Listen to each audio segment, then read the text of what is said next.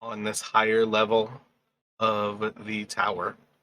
Inside of the room with all of these doors, all of these doors are kind of marked by the 8 schools of magic. Draconic above the door says that line to speak thy master's name and enter. And you guys now understand a little bit about what it means. Lyra might be able to basically recount for you some of the happening as she stepped through to hear Mistress Fey being assaulted by this creature, the sound of like chains kind of writhing against stone and metal, a lot like when a ship kind of drops anchor, how it just makes like a cacophony of noise. And she would have kind of experienced this within that blackness. Whereas the other 4 of you, having said the name and stepped into the door, you immediately step through to see like that room with like a solar system of stars kind of like just in front of your gaze. The 2 of them had a vastly different experience. In the moments that will follow, where we are going to pick up here, you're basically going to watch in the next moments as Mistress Fey's flesh is going to start to like split as little like needle points almost start to come out of her flesh, and her skin starts to almost be pierced by all of these different points, and tiny little writhing chains are going to start to come out of her flesh. Her eyes almost start to bleed a dark black, and you cease to see any whites of her eyes as her eyes go completely black. She's not moving. Her flesh is changing by the moment. And from all of your perspective, you're just seeing as these chains start to almost kind of like writhe about her, as she has like 2, 4, 10, like 16 or 20 of these like 1 to 3 foot long chains that are starting to like come out of her body, kind of like say almost like a half inch or so links, more almost kind of like a delicate look. I don't know why the bot does that after if I speak too long, my apologies. More kind of like a delicate chain than like a thick like more strong looking chain. But they are almost like an organic metal that's starting to kind of like grow from within her flesh.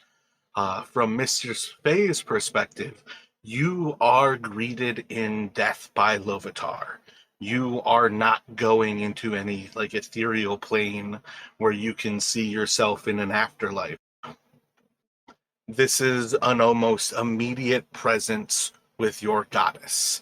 And immediately you have, as she starts to whip into your flesh, and you feel as her spiked growths are starting to tear through your skin, and your goddess is giving you one last chance for life. Your soul is forever forfeit. As you always gave it to her, it is now hers to enjoy. And more than anything, she is excited to take that which Arl has stolen from her. Mistress Fey, you are greeted with Lovitar in her form as Dark Goddess of the North, as a fallen deity who once supported Bane before the Sundering. She has been demoted in the rise of the more kind of like primal deities that represent the different uh, like different seasons. It was once a darker power that she wielded, and she has lost some of that power. And in your presence with her, you're being offered the chance to once again live. She is going to give you gifts as well as you are going to suffer her pain. With each lash of her whip, you are going to feel in your bones as the pain is terrible. Um, But in this occasion where you meet with Lovitar and she gives you your new uh, mission of pain for Arl to destroy this form which she now has. Your time has not yet come for death. Your flesh is forfeit. You will rot. You will scream in pain. And joy will be yours for all that you gain herein. Find the deity of night. Cut her flesh. Make her bleed and enjoy the pain of your goddess. Lovitar commands you to rise. I want you to roll all of your hit dice. Should have 11d10, I believe. Nope, nope, nope, nope. You're not taking that 33. So what is that? 73?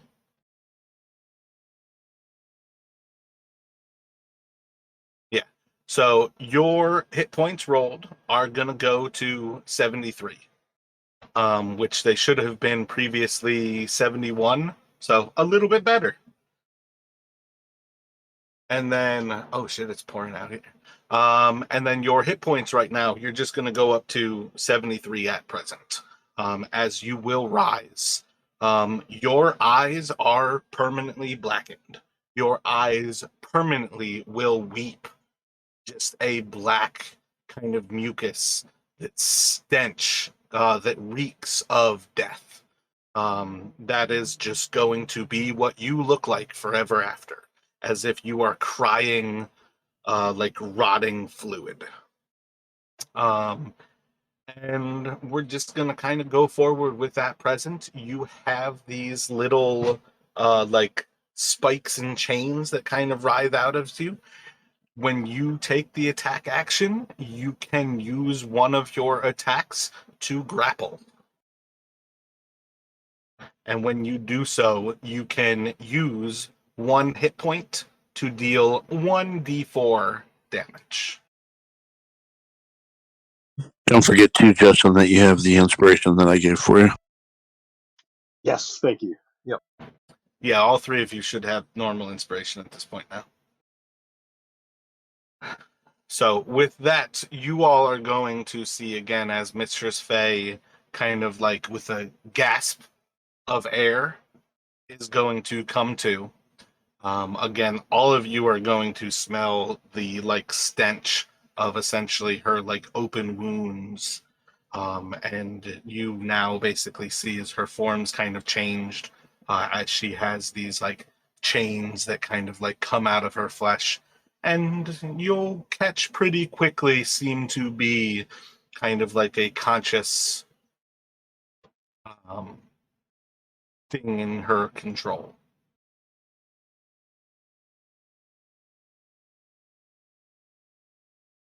Yeah, so Brannick he's looking at the, she went through the necromancy tower, came out, seemed to be dead, at least from what he could see from his vantage, and now she's alive.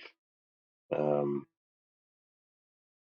he's kind of like wrinkling his nose as he kind of walks a little bit closer and kind of gets a even stronger whiff of this kind of odor of decay.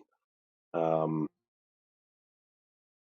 of looking towards the risen Mistress Faye and Lyra, and what happened when you walked through that door? Are you all right?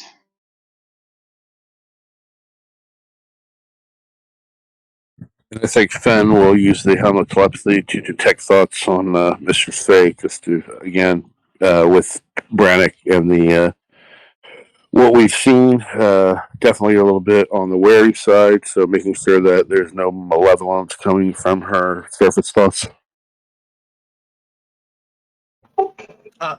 Surface-wise, what do you think Mistress Faye is thinking of right now, Rashad? Surface wise, she's like She feels like she's been blessed with another chance to continue to serve her goddess. So she intends to fulfill the duty that she's been given. And honestly, I would say with her character, she's Hold enjoying up here. So probably at present, then let's say like what you're gonna pick up with Fen when you start to delve in is the surface feeling of being blessed and a duty to kind of enact to serve. So that's probably surface thoughts there. The question then is if you are gonna go delve deeper into Mistress Faye, that's where I would need Rashad to make a wisdom saving throw. No, I'm not going to do that. I'm just going to convey that telepathically to Brannick.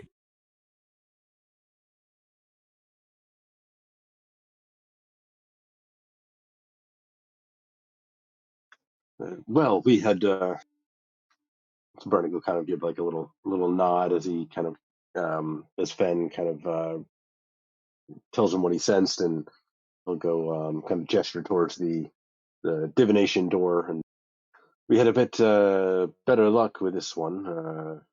Thankfully, we knew the correct name. It didn't have much of a chance to take too much of a detailed look around, but perhaps we should do so now that we're all back in one piece, more or less.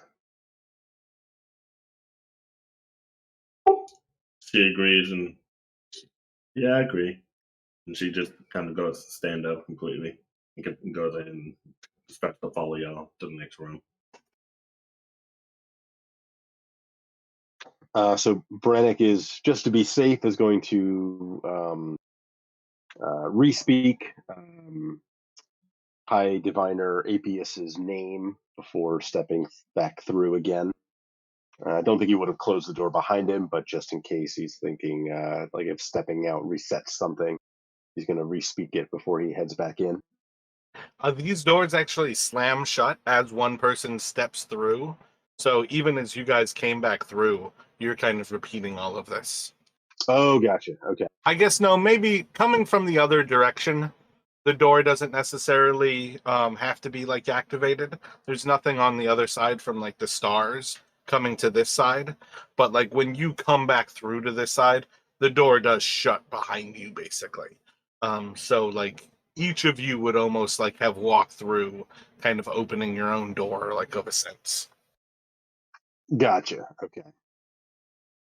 But you all can head back through the divination one, stepping through, arriving into like the southern side of this. Again, when you basically speak this correctly, stepping into the doorway is like an instantaneously like stepping through to the other side. There's no kind of like delay between. There's no sense. What is it? Did I leave Avarice off there? Oh yeah, I left her way back there.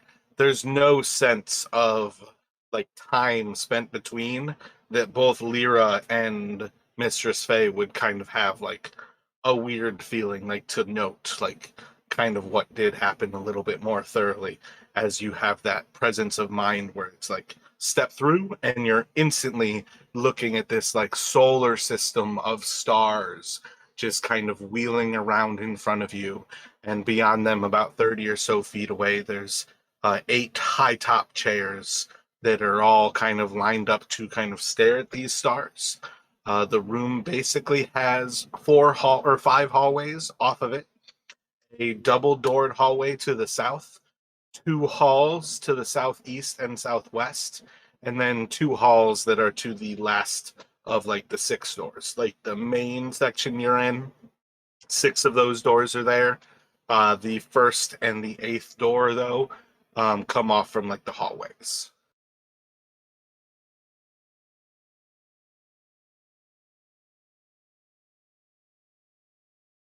So Brannick is going to start moving towards this row of chairs. He wants to try and see if maybe there is like a plaque or anything that kind of indicates like is a particular chair for a particular person. Within moments of getting within like 10 or so feet of the chairs, getting like the light of that solar system kind of out of your eyes, you can see that each of these chairs is indeed marked with the schools of magic. So there is one for conjuration, there's one for evocation. You can see the chair for divination. They're all present and there.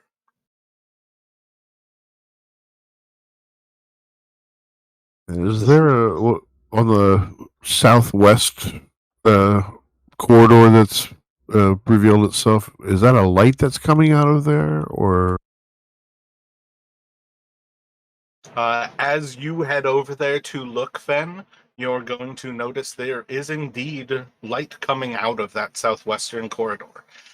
Inside, there is a tall piece of blue-like metal that stands almost singular upon like a point of stone at the floor level, and it rises up about 30 or so feet into the air, and it's just this massive piece of stone or steel, and it just seems to be kind of holding in position.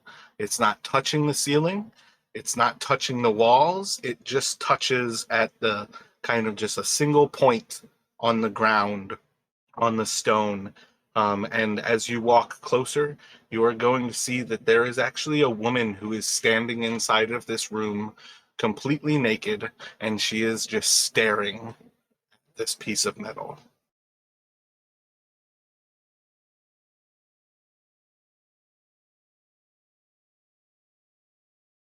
So again, Ben will telepathically reveal that information to the rest of the party. And is this metal, is it like a spear? Is it like a monolith? First perception, it looks pointed almost like a spear. Monolithic piece of stone would kind of fit the idea. It's not necessarily like a kind of like linear flow. It looks probably more naturally formed than that it was done by some sort of culture to form it into something. About the only thing that kind of makes it look like anything other than like a sliver that might have come from like wood or ice or stone is like the almost like minute perfection of the point that it comes to. Where this thing is like 4 or so feet wide in many of its positions, like up and down this like 30-foot like tall monolith is a perfect word for it, like monolith. The point is like infinitely small. As far as you can see, it touches just one tiny point of this stone below it. There is no foreseeable reason why this thing should be standing like it is part of what I'm getting at. Yeah, it's a huge mash balanced on a imperceptibly small point. Yeah, and it's not like stabbed into the stone. It's meeting at that point and just standing there. And any surface thoughts from the woman using the helm?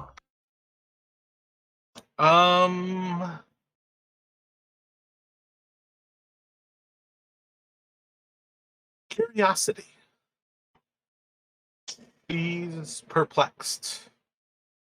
And I think that's what you can have for surface thoughts.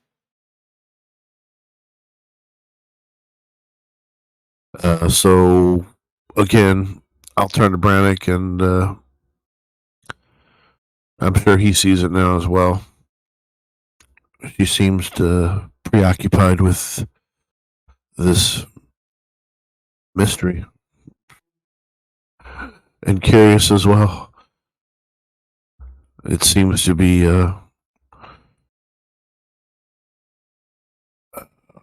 unnatural the way that the mass is supported by this tiny point. Would we take a closer look, see what's holding her attention so thoroughly?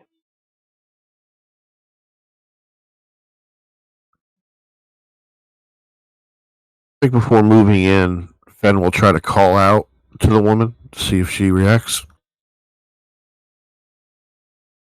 Worried about being sucked in by the same, maybe it's some kind of magical trap to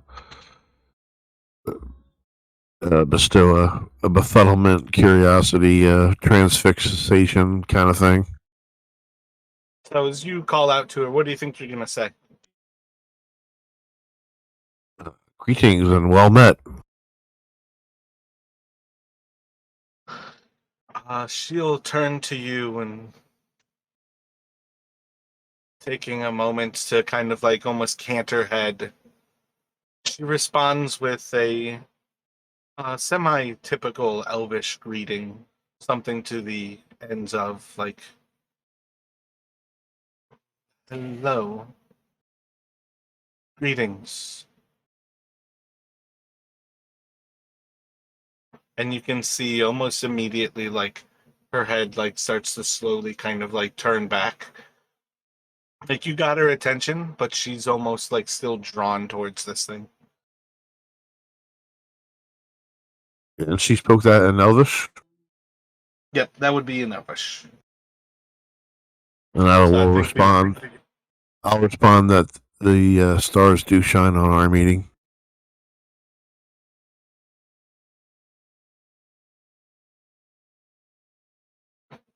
kind of like looking back for a moment, she kind of looks again. And you see for a moment she's still troubled. Are you delving deeper into her thoughts? What are you thinking about that at present? Are you staying on the surface? Yeah, I guess this time I'll risk it and try to delve deeper. Gotcha.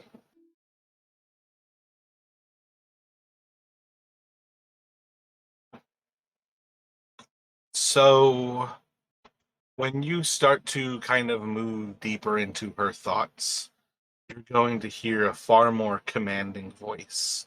As like inside of your head, you hear, "Stop this. You're not welcome."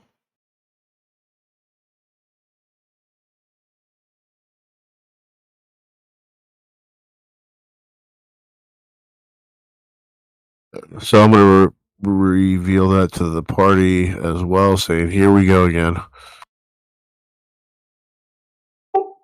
Fresno State, well, every place we've told we've been welcome, it's obvious that there's something that they want to keep from us. I mean, we got this far in, and there's no point in turning back now. No, but we should proceed with caution. Agreed.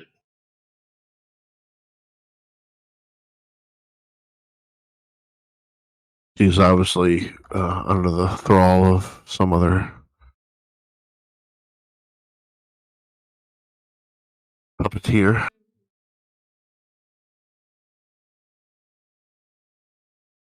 So Brannick is going to call out.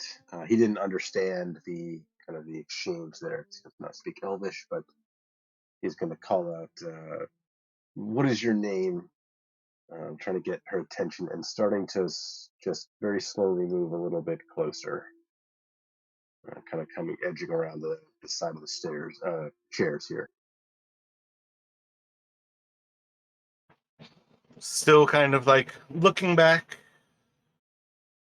and she'll respond in common. "I don't. I know not what I'm called."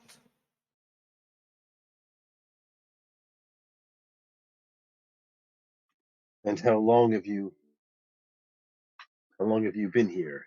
He'll kind of like, as he's asking another question, he'll kind of like move another 5 feet, a little bit closer, essentially trying to keep her attention on him rather than on whatever she was looking at. He's even as he kind of moves a little bit closer. 1, 2.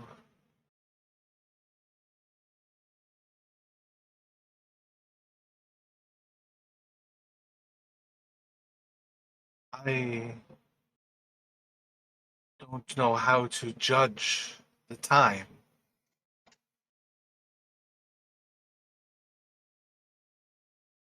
I have slept here twice.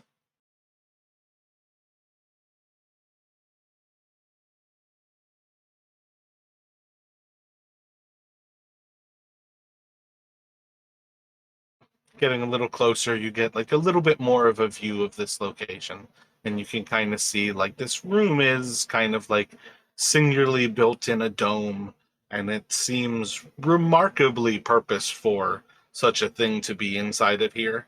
Albeit that the actual like blue, like metallic stone doesn't seem to be like anything else that is here. Yeah, and kind of cognizant of Fenn's kind of warning, Braddock is trying to not look too like directly at the monolith, almost like maybe kind of like trying to keep it like if anything in his peripheral vision, just in case it's exhibiting some sort of pull, like he kind of warned on this woman. Does she appear to have, like as he gets a little closer, does she appear to have elven features? I don't think it would take you long to notice that no, she does not appear to be elvish. She's young. She seems to have like kind of like typical human features. Doesn't have things like the, like elongated ears that are often given to elves. From all perspectives, she's probably like mid-30s or so, female from any given human settlement. Maybe fair enough skin to say that she's probably northern rather than like equatorial. Gotcha. Finn closes his eyes and tries to detect surface thoughts on the monolith.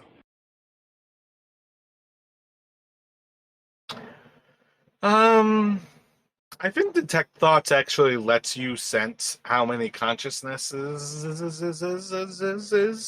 are around you, and I think you would basically recognize that there's basically 8 of you up here right now. Monolith is not conscious.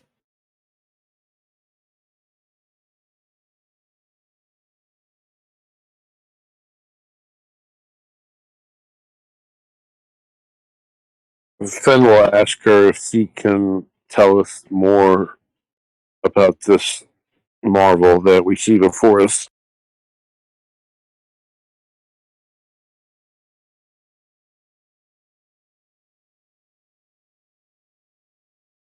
I have no recollection of it. I feel as if when I arrived, I found it.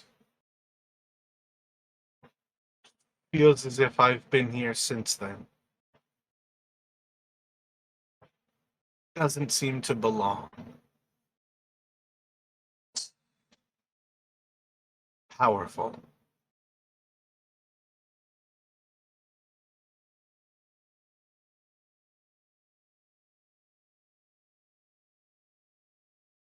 First gonna walk up to like Brannick and ask, because well, she says she's slept here twice, so I guess that means she was stay here at least 2 days or 3 days for 2 nights.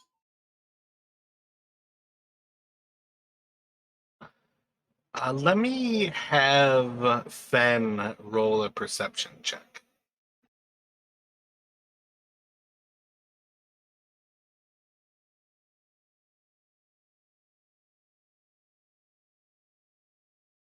And where did you say you're moving up to, Mistress Faye?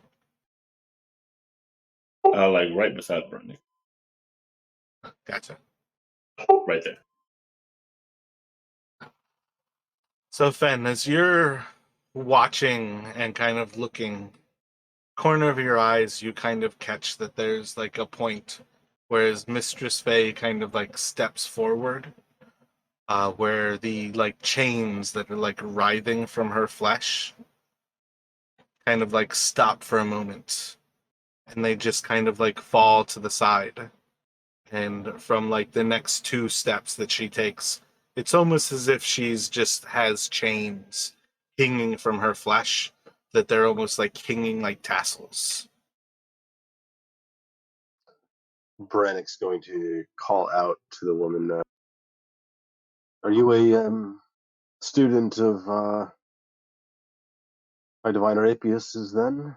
That's why you're how you found your way here? And he's looking around for because like at Mistress Faye's question, he's kind of looking around like, is there any sign of you know any sign that she's been camping here? Like any bedroll or food crumbs, anything like that that would suggest that she's actually like been camping here or been sleeping here. Inside of that little room, inside of the dome, inside of the room where the stars are, doesn't appear to be anything that would tell you that there's like a bedroll or anywhere to sleep. This is all still extremely cold, even inside of the actual spire. Somebody to be here without clothing, it would be deadly cold.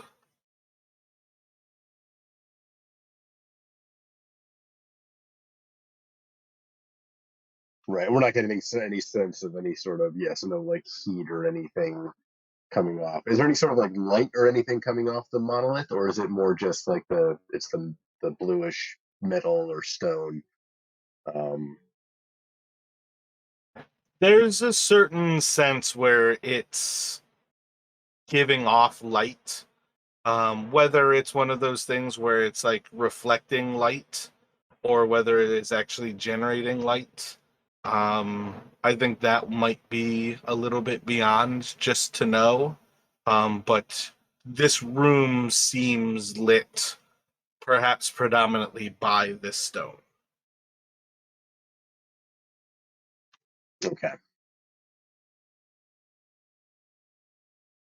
Yeah, so he'll like maybe like repeat his question. Are you a student of High Diviner Apius? Is that why you're here?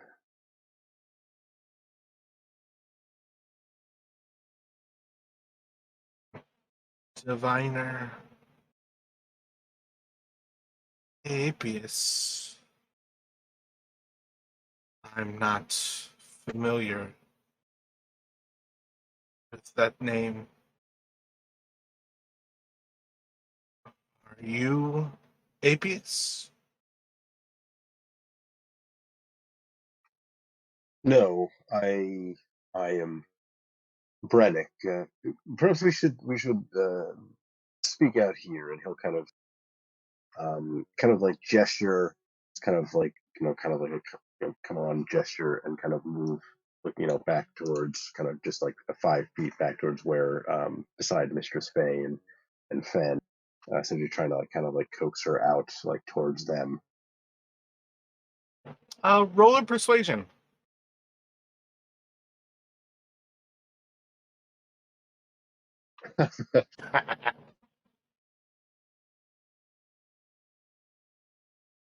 She like steps a few feet towards the door, and before like actually like leaving this like domed room, she kind of turns back.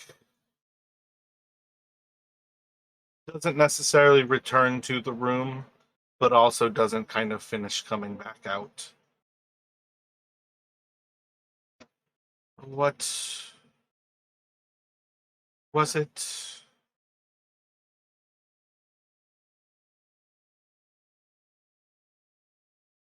Why do you need to speak?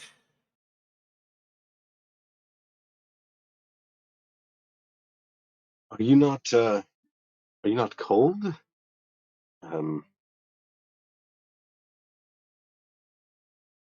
It's freezing in here.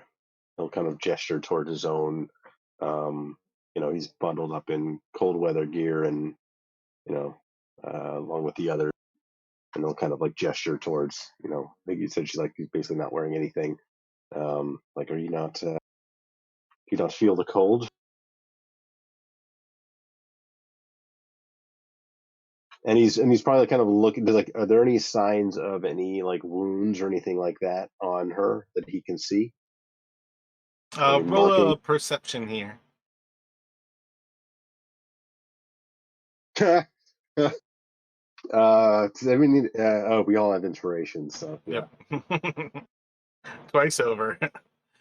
So she kind of like looks over her skin, kind of like curious for a moment. Cold? I don't feel cold.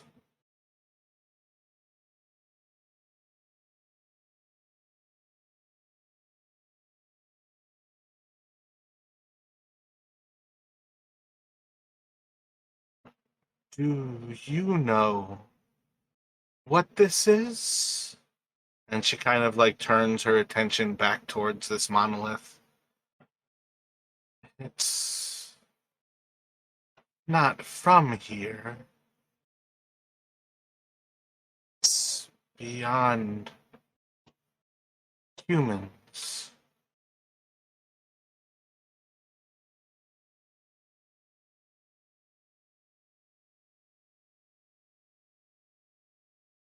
So Brannick he's gonna look back towards Mistress Faye and Fan, kind of like it's like kind of like raise his eyebrows,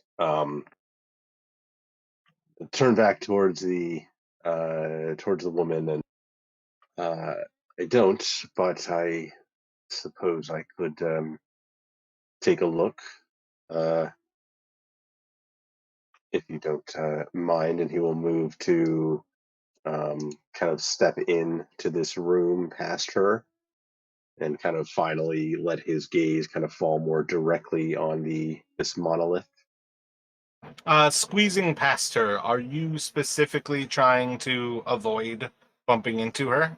Or are you just kind of like moving in? Yeah, he wouldn't. Yeah, he would, like, if there's enough space, he would like kind of like sidle past her, maybe like kind of against the wall, like not touching her if he can help it.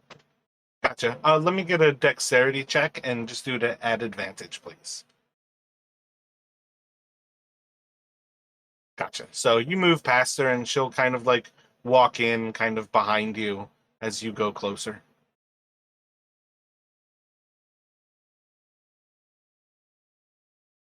And does he feel any like coldness, like beyond the normal, like the coldness of the area, like emanating from her specifically? She's not like emanating cold now. Okay, she just doesn't seem to feel That it. dexterity check was more a question of like, do you actually touch her flesh to feel whether she is hot, cold, or what? So that was part of what I was going on there. Oh, gotcha. But Okay. because you basically said, I'm attempting not to touch this nude woman, that's part of why I gave you advantage on it. But yeah, you just kind of slide past, like, essentially not being a creeper, but also not finding out anything. Gotcha. Okay. Yeah, so looking over the monolith, he would probably be starting to, look for any signs of, like, are there any runes or writings that he can see on this thing? Or is it more like just like smooth material? Not touching it though. He doesn't want to touch it yet.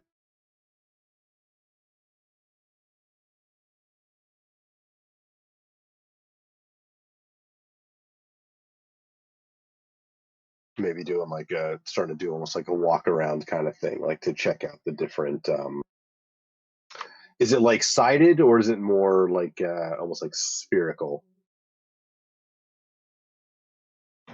I'd say there's kind of points where it's almost like three-sided and four-sided. Again, not necessarily like a singular creation. This is a little bit more kind of natural in whatever was kind of its creation. So, like, say maybe towards the base, there seems to be kind of three sides, and as it gets kind of higher up, there's a point where there's like four different sides. But nothing about it is like uniform or kind of giving way to kind of like artifacts of creation. This thing seems to be relatively natural. Um, I don't see any reason that you would notice any runes on it. So I think just kind of a cursory look over it kind of gives you a little bit more of a feeling like this almost looks like a splinter of stone or potentially something like an ice or metal. It has a remarkable number of qualities close to what you guys experience when you look at Chardolin, which is like a black ice-like metal. Okay, but does Brannick feel any sort of like, so he'll try to essentially look away from the from the monolith. Does he get any sense that like it's kind of there's any sort of unnatural pull on his attention? No more pulling your attention than it's a curiosity. Depending on how curious Brennick is about what this thing is, that's about how much of your attention it draws. Yeah, just more a sense of like, was there like something that like would there be like some unnatural or magical reason that the woman was kind of like looking so intently at it for and like seems to not like realize how long she's been here, like this is more trying to like check that kind of thing. Yeah, from your perspective, it might be something that onsets with time, or it might simply be that she's that curious of a person that she's enthralled by it. Gotcha. Well, while you're going about your cursory look here, what do we have Mistress Faye and Fen doing? Are the two of you still just kind of watching from outside of the room? Do you all have any thoughts? Faye's just kind of watching, keeping an eye out, and because to her, it just looks like a light source right now. Fen is going to instruct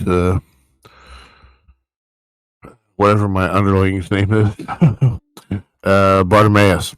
I'm going to instruct him to move over and keep guard with Mistress Faye, and then I'm going to go stealth and try to see what's going on in the northwest, the one that's basically just west of me.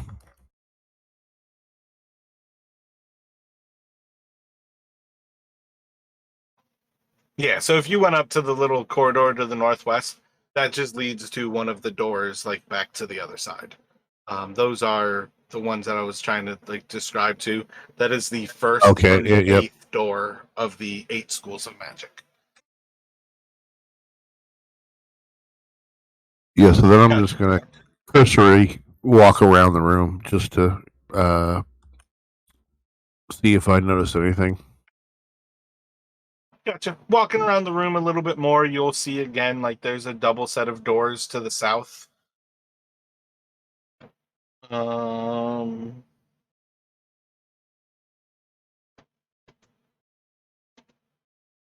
Maybe just say that they're frozen over stone like Chardolin. You can kind of see some signs of ice on them. I don't have a good description of those doors.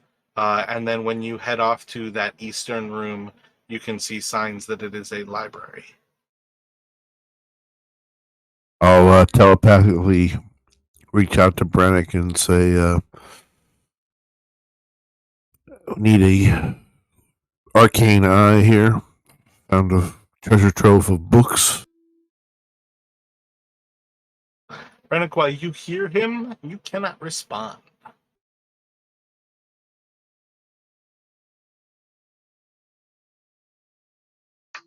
Okay, so you're hearing that, Brannick, and kind of seeing like this is definitely certainly a curiosity, but he's not really sure why it's captivated this woman's attention so much. He's going to kind of try again to like she doesn't seem to really know what's going on, but he's kind of as he starts to kind of move back towards like back through the hall, he's like asking, "Did you do you recall? Did you come here alone? I'm just sorry, I'm just still curious how you got here. We had a time of it ourselves reaching this place." And kind of again, kind of keeping distance, starting to move past into the other room, even as he's kind of like asking these questions. Alone. Yes. Always alone. I like being alone. Do you not?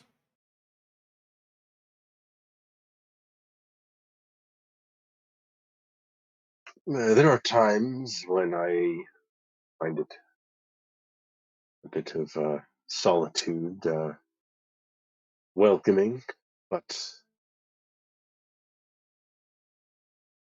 there are times when presence of others can be a benefit. This is a dangerous place. Perhaps you should come with us for a time. Perhaps if we speak more, you'll perhaps something in your memory will be jogged.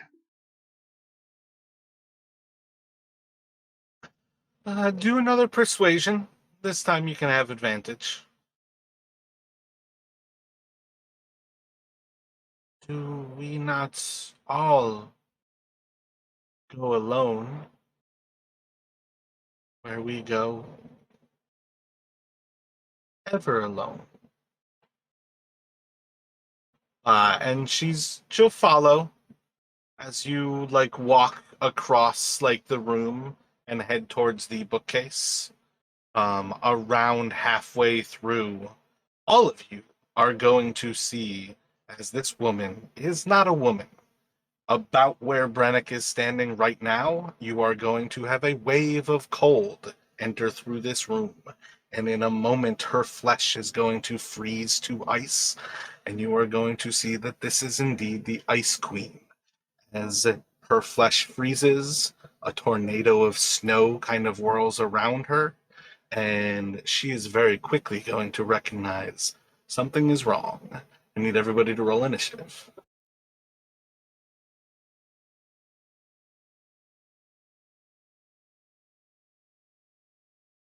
And I suggest a quick break while we after we roll.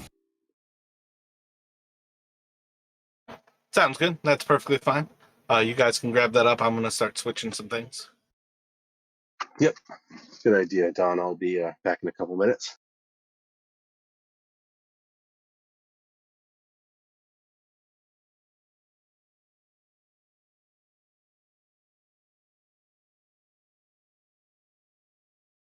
Okay, cool. We got this break. I have a quick question about one of my skills because I've been looking at it and I'm like, I'm not sure if I'm interpreting that correctly. What are you thinking? Her magic weapon spell, it says it's a touch, it's a concentration, it casts as a bonus action. If because what she was thinking was to use that as for her bonus action on her great sword, and then follow up with her 3 normal attacks.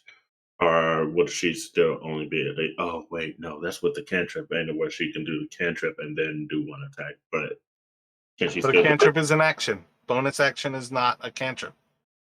Okay, so You can cast the bonus action, cast magical weapon, and then with your action, take your normal attack. Okay, so I interpreted that correctly. Okay, I just want You can cast magical weapon as a bonus action, cast Green Flame Blade as a action, and then take one attack with your other special ability. But that's kind of like the two options that you have. God, the amount of combos that she can, or amount of ways she can attack is alrighty. All right, I'm gonna go grab me a snack real quick. Whenever we start the fight, she is wielding her greatsword with both hands instead of just the one. Why did you take two weapon fighting if you're not going to fight two-handed? I am. What was that? Oh no, I said I am gonna fight I'm gonna fight two-handed. No, like with two weapons. Your build is created around being somebody who uses two different weapons. Oh right. Because you have both the dual wielder feat as well as two weapon fighting. You should probably I mean, you're welcome to do whatever you want to do. But like, if you take those fighting style and the feat, you should probably move into those things and actually do them. Wait, can I cast the Green Flame Blade on the magical weapon while holding two weapons still?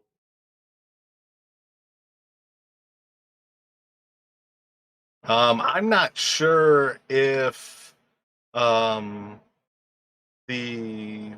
arcane fighter, whatever it's called, ever needs the Eldritch Knight. I'm not sure if you ever need like a spellcasting focus, but at very least you are good to go once you take Warcaster, because you can essentially do things without the somatic components.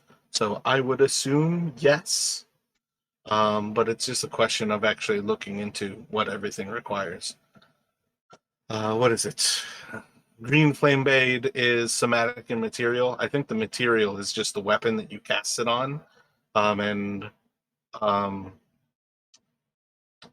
I already forgot the name. Warcaster lets you ignore somatics. So you probably have both things in hand. Somatics you don't need, and the blade is the material. Okay.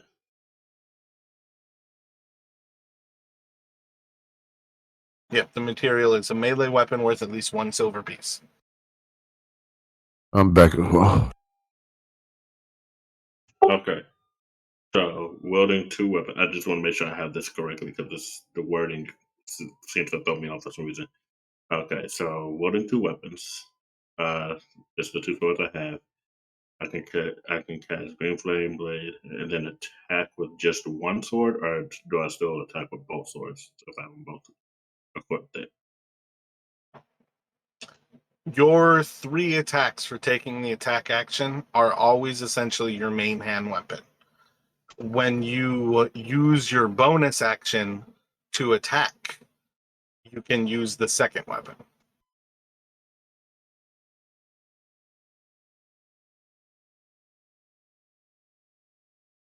Okay. So Green Flame Blade, make the attack, and then a bonus action to attack again. So Green Flame, then one attack, then the second, and then that's it for her turn. Can't do the third, correct? If you cast Green Flame Blade, you can attack twice if you use your bonus action. If you don't cast the cantrip, you can take all three attacks. But that's one of the things that you have to weigh, is whether you want to do two attacks, one attack, two attacks, three attacks, or four attacks. Or technically 8. You can do all of those choices. No, wait, or technically 7. But like that's where you have to decide what you want to do. If you attack once, you can cast something like Magic Weapon, cast Green Flame Blade, and attack once. If you want to attack twice, you could cast Green Flame Blade, attack once, and then bonus action attack. If you want to attack 3 times, you can just attack 3 times. And cast like magic weapon first. If you want to attack 4 times, you can attack with your weapon 3 times, and then bonus action attack. If you want to attack 5 times, on up to 7. You can do all of those things. It's just a question of how you manipulate everything. All right, my bad. I feel like I heard Brennick and Fen are back. So we've got everybody inside. Wait, why do I have... I think we've got everybody back. Everybody's in initiative. Yep, I'm back. Yep. Yep. Let's go for... Yeah, Fen, I'd say you're kind of like calling off towards Brennick and kind of like looking for what he's going to end up doing here. And you see as he kind of like starts to bring this woman out, and at a certain point, kind of like walking through the hall, you start to see as her flesh like turns to ice and like winds pick up inside of this room, and all of a sudden there's like a gale of wind just kind of swirling around in snow, and her form like grows to 8-10 feet tall. What would you like to do, Fen? I'm going to drink a potion of cold resistance. Gotcha. It's one of those things that like you guys can always have one potion, one of my home brews, set up on your belt as it's a bonus action to complete. Yeah. So it's going to be my action to pull it out. Gotcha. So this was not necessarily what you were prepared to do. But yeah, you can gain that 1 hour of cold resistance here. That will use up your action. Bonus action, do you want to burn a key to take patient defense? Or are you going to do anything proactively? Do you want to move? What kind of thoughts do you have going on here? Yeah, if I still got my movement, I'm going to. Sorry, guys, but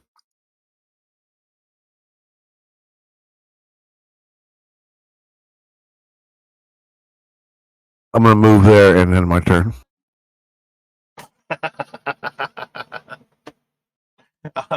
You have Bartimaeus right behind Arl. What would you like to do with him? He's going to cast Spirit Guardians. Nothing happens. Please burn that spell slot. Yeah. Well, it's on the. I have to keep track of this manually because I don't. It's not on the character. I don't have a NPC thing.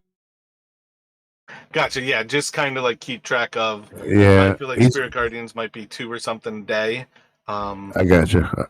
Technically, how they're set up, you can't cast another spell like for 10 minutes. Like you can't use one of their things twice in 10 minutes. But being that this is like a negation of the magic, we'll kind of ignore that. But this kind of is like a reminder, like when he goes to wield his magic, nothing happens. So he's pretty much at like he needs to move. He's got nothing left to do. But you do have a solid sense you could yell out with him something to the effect of maybe there's an anti-magic field. But yeah, he's going to basically go through the process of casting this, and he does not manipulate the weave as if he is cut off from. I don't think we ever talked about his goddess or god, but he can't. Yeah, so he's going to curse the name of. No, he's not going to curse the name of his god, but he's going to invoke the name of his god and say, "Shit, that didn't work. There's an anti-magic field." And then I guess he is going to. He's going to be May. If May, he's going to stay where he is, I guess.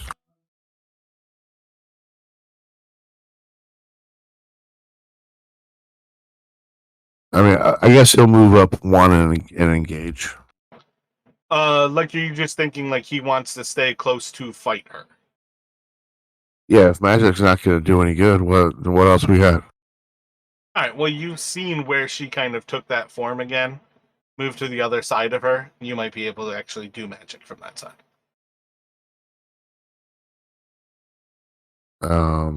What? Well, You basically watched as she went from like a normal human form to like a goddess in like taking a step. So if you flank around her, you might find yourself outside of that field. Okay. So if I do that, but I already that's my turn, right? Yeah, his action's already gone in casting that spell. Okay, then I guess end of turn.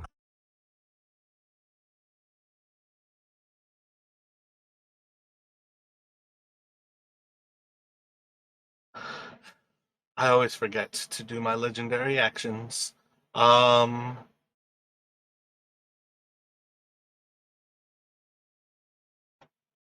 yeah, I think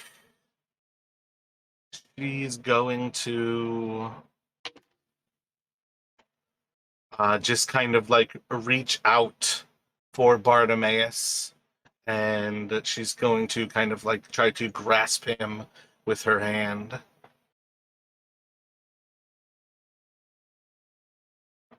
17 might miss him. What's his AC?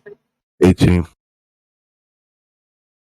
Yeah, and he'll just feel like a kind of like shriek of cold kind of like sink into his armor.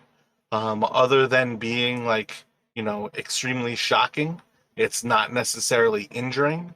But it's definitely one of those things where it's quite horrific, and you can just kind of like feel like had she been just a little bit like firmer in her grasp, the pain might have been much worse. But she is going to. I think she's going to kind of stepping away from Brennick. Um, let's see about this real quick.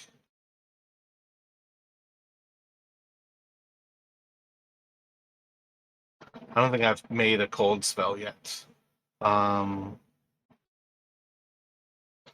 Yeah, so as she kind of like steps back, she's going to kind of like raise up her hand and start to like form a whirl of snow above her head. And as she kind of like brings it down, kind of like between like her and Mistress Faye, it is actually going to dissipate into this void, and you guys can see a little bit more clearly.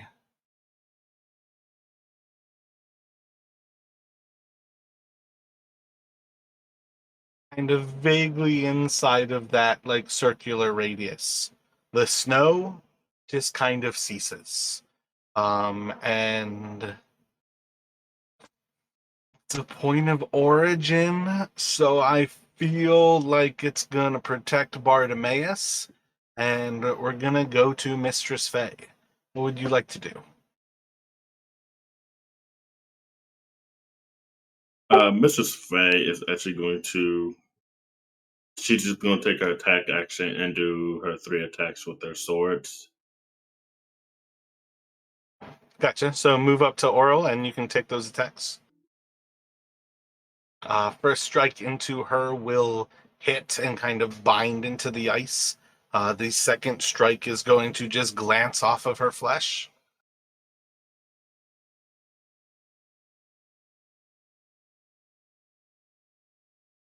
Third strike as well will glance or will grab into her flesh and kind of cut into the ice. And after that, that's what she's gonna do right there. She's just gonna sit right there. All right. So are you currently wielding this two-handed? Yes.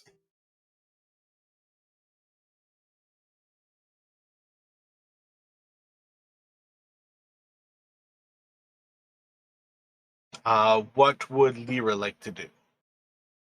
Lyra's going to. I don't think she has too many attacks. Well, she's going to cast a firebolt at her.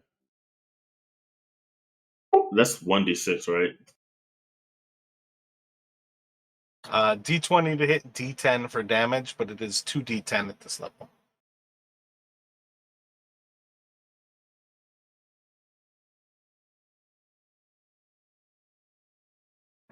16 plus 8 should hit, and it will do 14 fire. And that'll be it for her turn. And that should take us to Brennick. Yeah, so Brannick, kind of seeing this transformation, right beside it, maybe kind of in a flash, kind of sensing what might have happened here, is going to, I guess he would have seen Bartimaeus' failed spell. So he's going to move, try to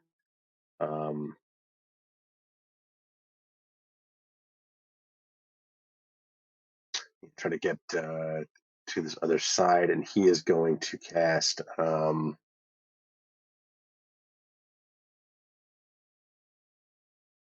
these two bunched up.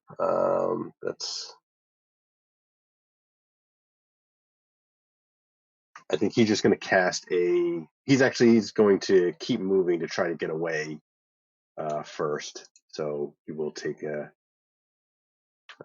opportunity attack if she reaches out for him. Yeah, she'll strike out at you, kind of clawing at you. 17 to hit.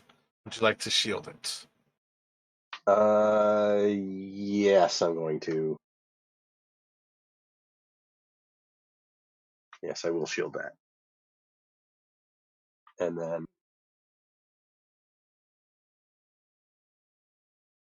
I'm going to cast a vitriolic sphere kind of down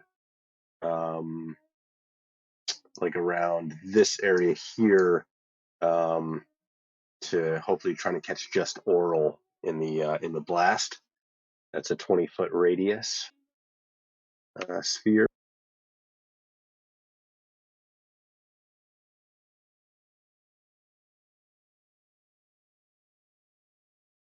I don't think I have I don't think there's a template for it, but I think I should, because she's so much bigger. I should be able to hit just her with that.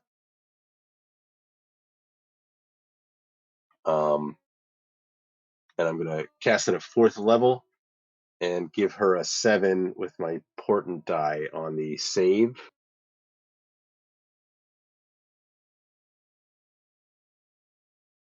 As you try to predict the future, she is going to, you'll hear inside of your head,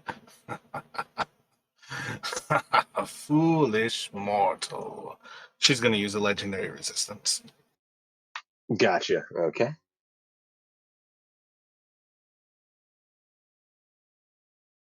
It's vitriolic sphere at save or suck. I believe it's half damage. Like half initial Gotcha. damage and none of the follow.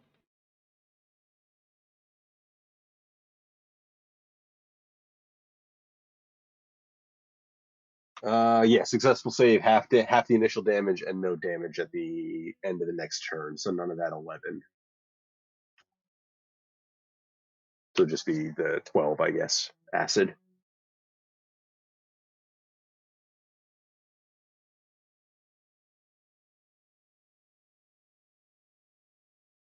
Gotcha.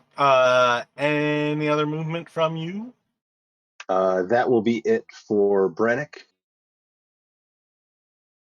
And Brath, meanwhile. Hold up. At the end of your turn, Oh, sorry. she's going to claw out at Mistress Faye.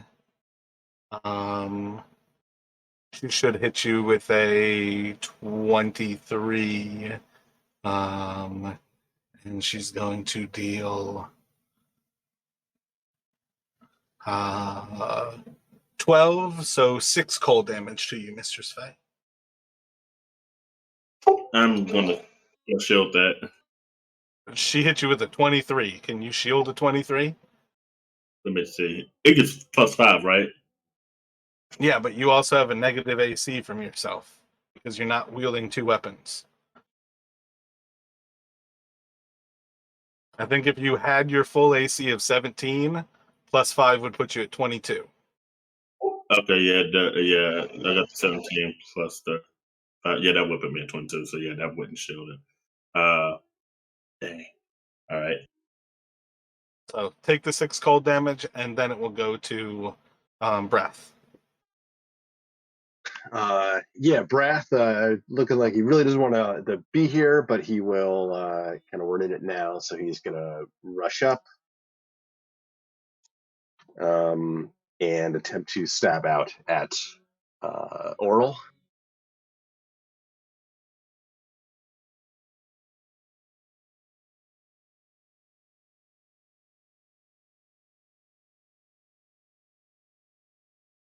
That should hit with his modifiers. He should be about a 20 with that.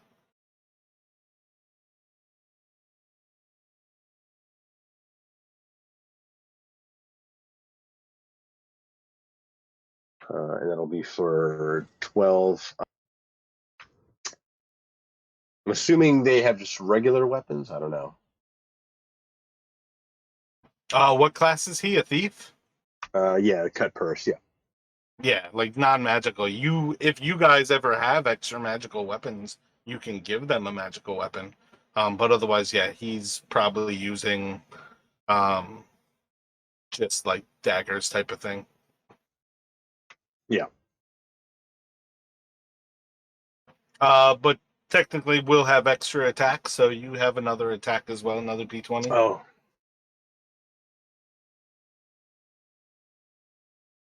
And then with a crit, you can double all of his dice, so another 4d6. Nice one. Gotcha. Yeah, so you can see the difference of like some of these blades kind of stabbing into her ice, and say like the difference of like the bite of Mistress Fey. You're using magical weapons, right? Like the sword is the great sword is magical. Oh no. When we was talking, I did switch it to the regular swords. Okay, that longsword is not magical. No, neither. Just two regular long swords. Now you have two longswords? So confused what you're doing. Oh no, both the long swords that she has on her person are non-magical. Gotcha. So after Brath cuts into her with two slashes, one of them kind of like delving kind of deep into her icy flesh and almost like chunking off like a piece of flesh that kind of like drops down to the ground as this like icy, like almost like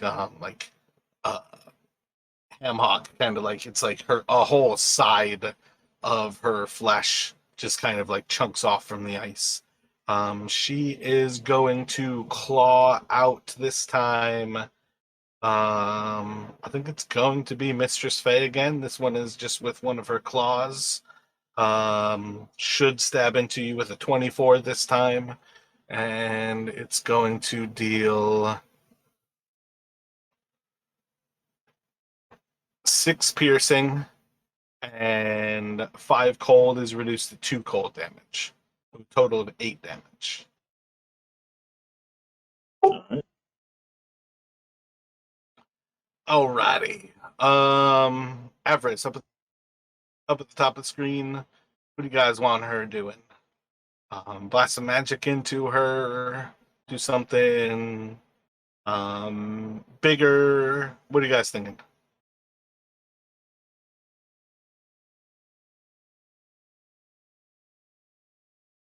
I'm thinking she wants to go big.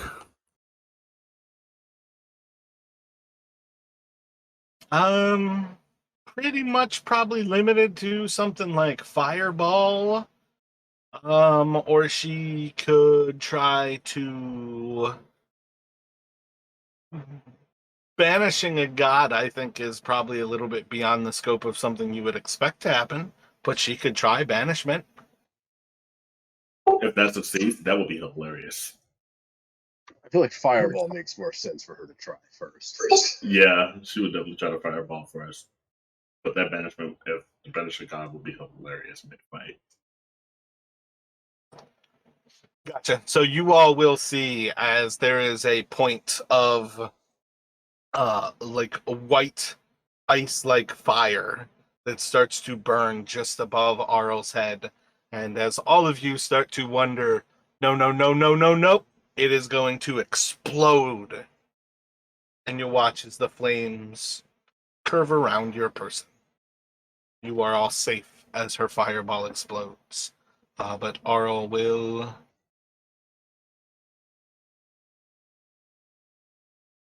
Arl kind of like puts like a little bit of effort into like her winds to kind of like direct much of the explosion away from her. But otherwise it will do... what's that, 30? So 15 fire damage.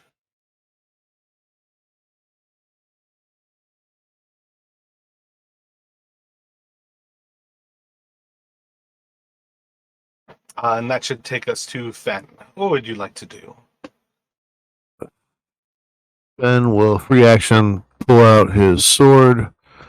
He will action drink the potion of cold resistance, and then he's gonna make his movement and then turn. Oh, my bad. You can action drink that potion last turn. Like, it's an action to pull it out and drink it as far as I'm concerned. Okay, then, yeah, okay, that makes sense. Then he's gonna pull out a sword, make his movement and attack. And I have just enough to get where I need to go. I'm assuming we can kick these chairs aside. They're not like mounted on the ground or anything. I actually have a feeling you would find those chairs are remarkably solid in the ground. All right, well, hold on, let me measure it. I don't You think it probably- matters, though. Like, I think you can get to her perfectly fine regardless. But it's more the type of thing where you might be, like, standing atop chairs instead of, like, actually on the ground. You probably reach her if you go between Brath and Bartimaeus, right? Yeah, Yeah. overall, I don't think the actual placement inside of this room matters nearly as Well, much. I was trying to get it to where we could. I was trying to get underneath her, so we could. She couldn't escape. You know what I mean? She has no problem escaping regardless of what you attempt to do. I mean, you could certainly do that if you wanted to, but I don't think it's going to serve any purpose. Okay, well, it doesn't matter. I'm gonna make my attacks.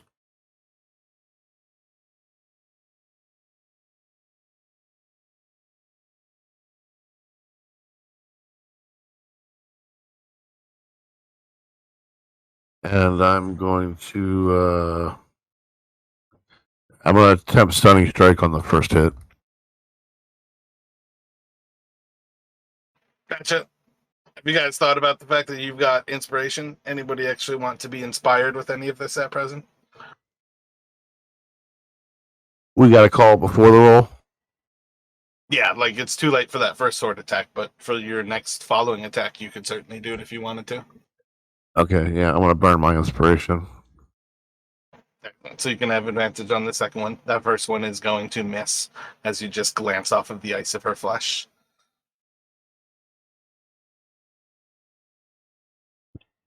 And you'll watch as she freezes and looks almost statuesque. Can I have advantage on your next attack?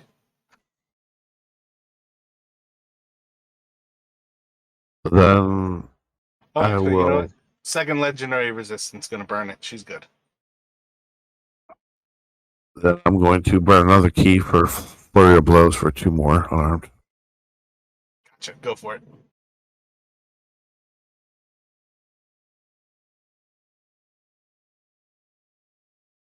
Next 2 strikes will hit as well for a total of 3, dealing 17 damage.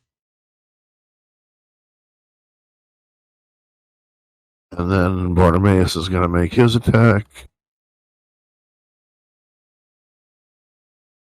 Actually, he's going to cast. Oh no. Yeah, he's going to bonus action cast spiritual weapon. Or I don't know how is that his action because he's an NPC. Ooh. Is it listed under them as a bonus action? Because that's a bonus action spell. No, That it is doesn't. kind of a It says weird action. perspective. Yeah, I'd say that's going to be kind of a unique one because of what he is. That it would still be an action. That is kind of weird. It well, it doesn't say bonus action. It says special action. So I'd agree with you based on the scope of the NPC. Yeah, but it's in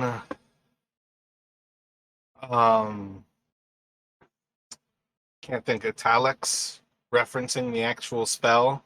Let's say it's a bonus action. So you could still do his signature attack as well with that one.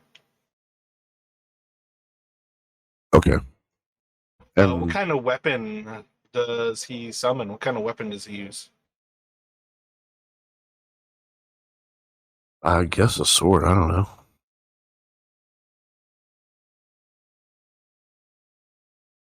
It just says melee weapon attack +6.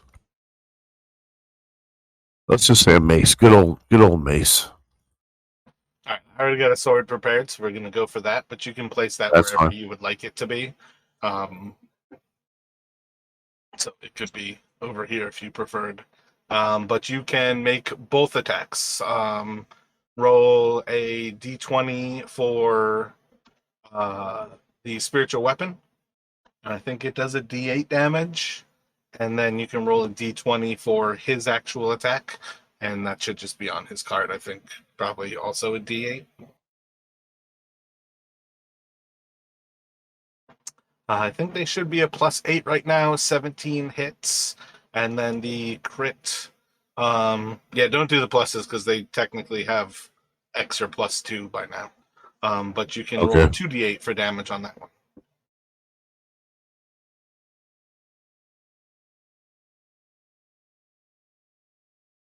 Oh wait, but you didn't roll the first one. Roll another d8 for the spiritual weapon.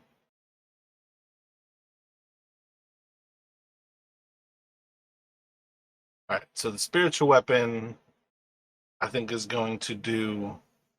I don't know offhand if spiritual weapons do wisdom modifier, so we're gonna say 4 damage for now with the spiritual weapon. That kind of sinks into her flesh. You'll see when he strikes out with his mace. That's again one of those things. Like a chunk of ice is gonna like chip off of her flesh.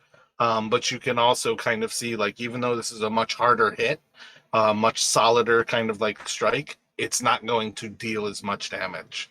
But that'll be what, 15 halved, like 7 more.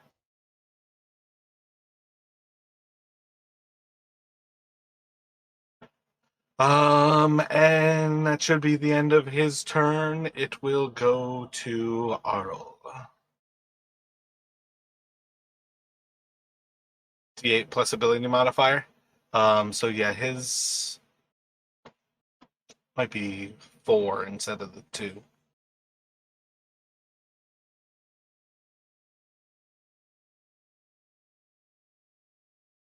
Sometimes when I think about those characters, I feel like they're just a little bit too close to like PCs. Instead of just finishing them with a stat block, which they should have, versus just making them like, give them all the same fucking number. Just give them like 4s across the board. It will go to Arl here. And this time she is going to bring down the ice right above her head. In the same way, she's going to cause this ice storm from above. And the ice is going to cover the 4 of you who are immediately around her. And this is going to be. Damn, could she bring it down and get all 5 of you? Yeah, I think that's what she's going to do. She's going to bring the ice storm right down above all of you, and hit everybody here. Let me get. I have ice storm somewhere here. Dexterity saving throw from everyone, please. Brennick, Brath, Ben, Bartimaeus, and Faye. I'm gonna assume. Yeah, her save DC is stupid high, so definitely those sidekicks are going to fail. Let me have each of them make a. Ooh, what is that? 2d8 is 7 and 4d6. No, 2d8 is 9 and 4d6 is 14. So yeah, that's unsavable. That's going to do 6 wounds to each of them. So they'll both be basically down to a single wound apiece at this point. And then for you all, you're going to take.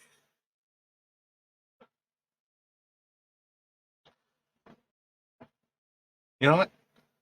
Fuck average damage.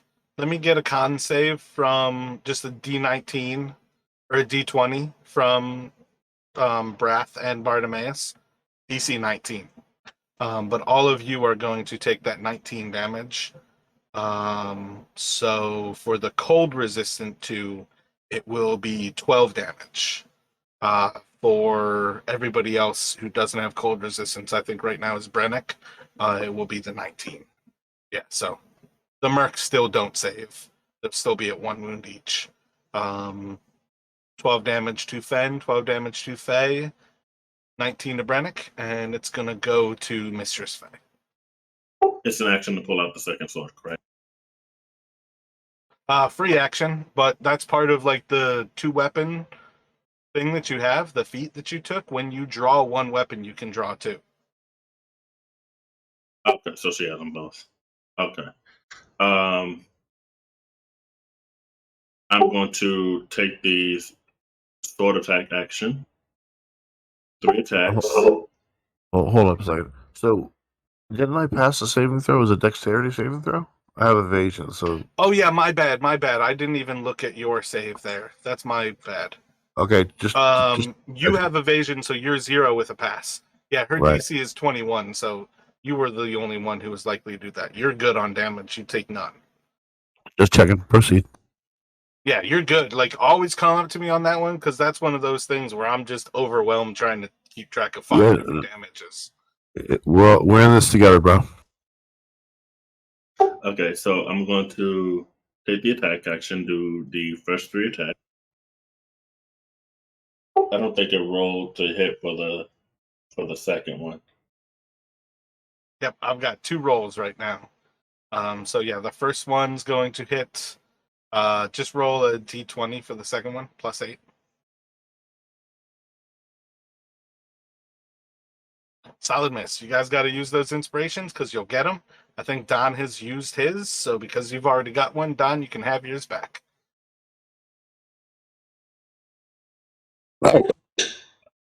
Okay, so first one hit, second one missed, and then that third one hit. Third, All right, and then I'm gonna do my action surge for another attack action.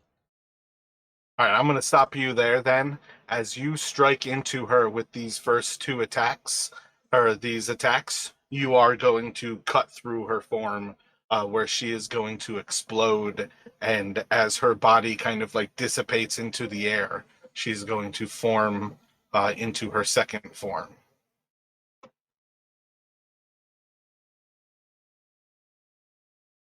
Oh no, we got a Pokemon here. And you'll see this time as she rises again, like in this humanoid, like owl form. And you can take your action surge and strike into this new form. For the action surge, it's still just 1 attack, or do I do the 3 attacks again? It is your action that you can take again. When you take the attack action, you can make 3 attacks. But if you were to take the spell attack action and cast Green Flame Blade, you would then be only able to make 1 attack with that spellcasting thing. So this attack's going to miss as you just kind of like shirk off of her armor.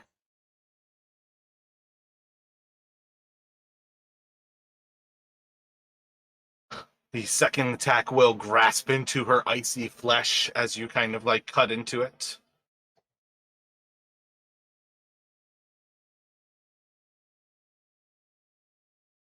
And the third attack as well will hit. And then the last bonus action for the last attack.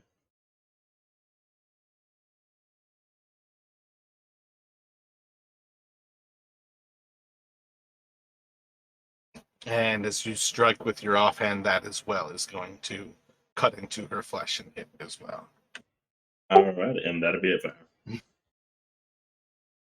On to Lyra. She's just going to cast her firebolt. She missed. Use those inspirations because you got another one going into the void. That's going to go to... Yeah, I think after Lyra's turn, she's going to...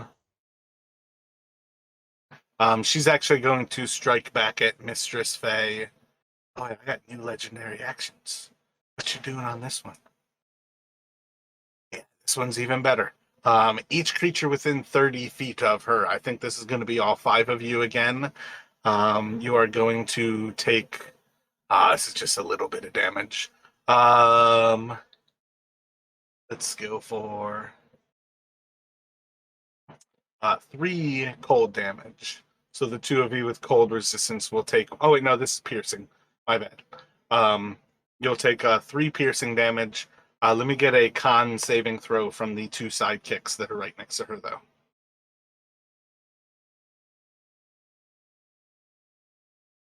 Got a con 3. Don't roll a 1 and don't roll a 2. Can I give my inspiration to my sidekick? Yeah, you can have it be an inspired roll. I'm going to do that. Don't roll 2 1s and a 2. Yeah, you're good to go. But otherwise, all 3 of you took that 3 damage, and it's going to go to Brennick. Yeah, so Brennick is going to move.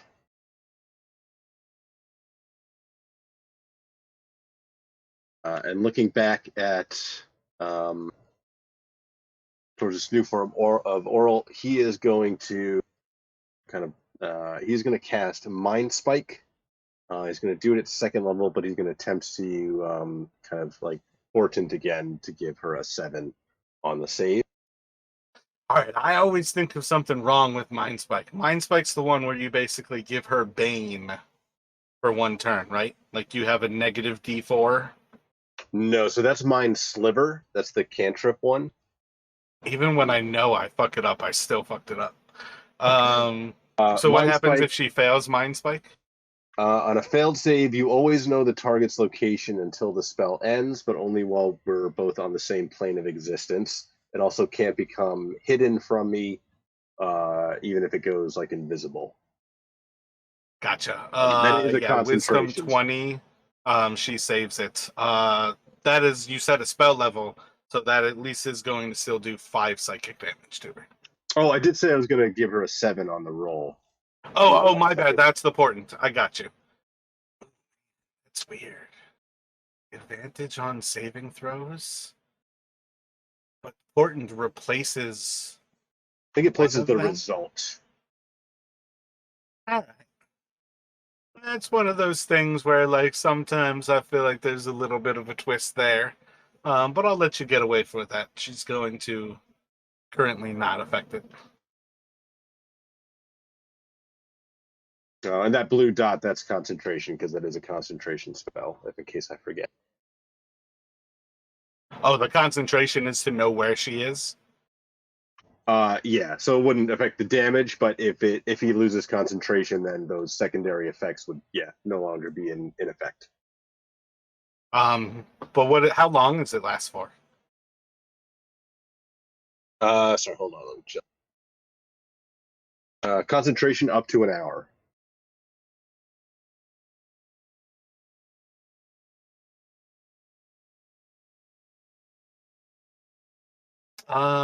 End of your turn. She's going to, I think, strike out at Bartimaeus.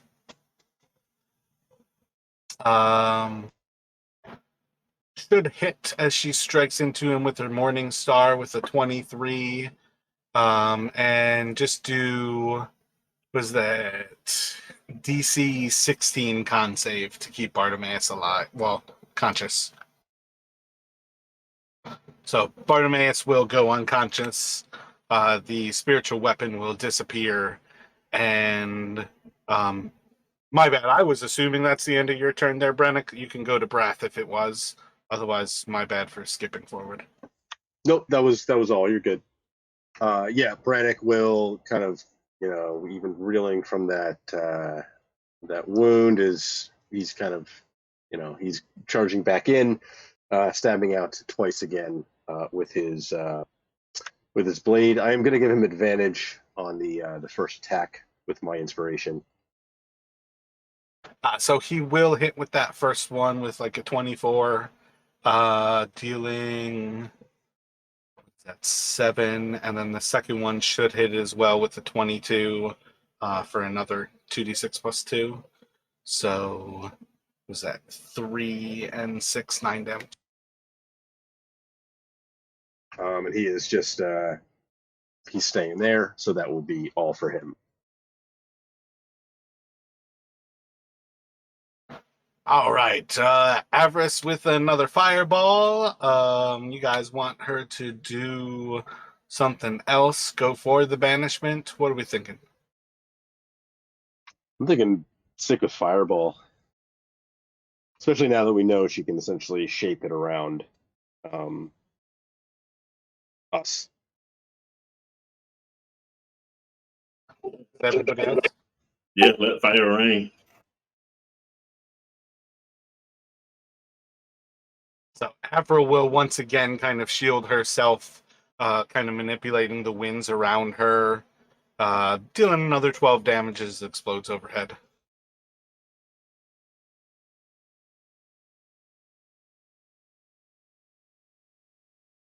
I feel like I did one after Mistress Faye, I think, and I did one after Brennick. I think I've used her legendary actions.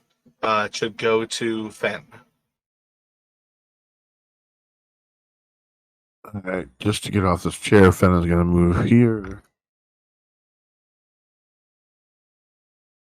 And he is going to attack and apply a stunning strike on the first hit. 20 hit. 20 will hit, and she is going to resist as the stun kind of sinks into her. She will resist against it. Okay, then I'm going to arm strike and flurry of blows for a total of 3 unarmed strikes. I spend 2 more key points, 1 for the flurry of blows, and I will apply a death strike to any hit.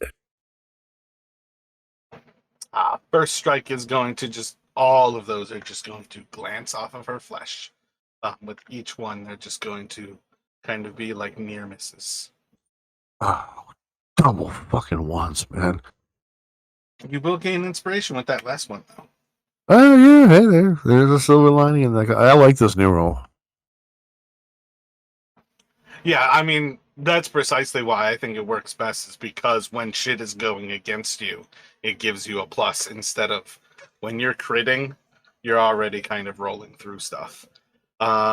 So that's going to take you then to, you can switch over to Whisper. I think it would be best, but send a death saving throw for Bartimaeus.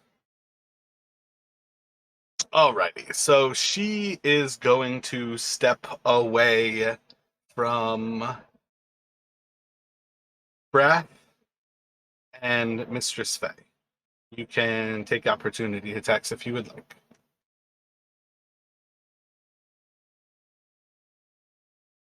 Solid hit from Brath, 2d6 plus 2 for another 3 damage. Alright, so your two-handed weapons now. Your two-handed weapon fighting style, does that give you increased damage when you're two-handed, or just the AC? I think it's just the AC. So that damage is right for 7. Yeah, it's just the AC. All right, so she'll take another 3 damage from that cut as well. She's going to step behind Fen, and as she places her 2 hands together, she's going to start to focus the winds of cold around her, and there's going to start to form little icicles inside of her hands, like inside of her palms. And as she starts to just blow over the top of her hands, these icicles are going to start to shoot like just tiny little like piercing darts for a moment, that it's almost like when your hands go numb.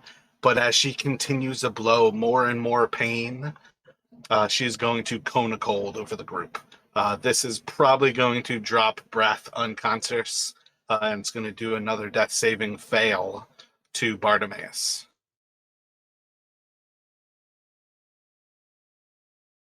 And then for the others, I need everyone, including Lyra, to make a Constitution saving throw.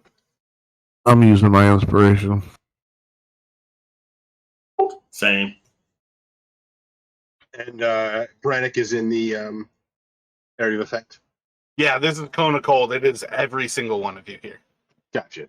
And you said con. Constitution, yep. All 3 of you are going to fail that with those rolls. Lyra will fail. So Lyra, I'm about to roll the damage. Let's actually let her actually roll. Yeah, the DC is going to be too high for Lyra to have a chance to survive. It is going to deal 32 points of cold damage. So Lyra will drop unconscious, taking 7 wounds, as well as all the sidekicks right now are down. I need one for Avarice. So Avarice will take full damage as well. I think she has cold. And I need to make a DC. Was it half damage, right? If it's above the DC for a constitution or for a concentration check. It's Oh either yeah. like What is it? 10 It or is half the 32 damage, so you should be at 16 is the DC to maintain concentration. So you're good there. So it will deal 16 damage to Fen, 16 to Mistress Faye, and Brennick, you'll take the full 32. And Avarice is taking 16 as well.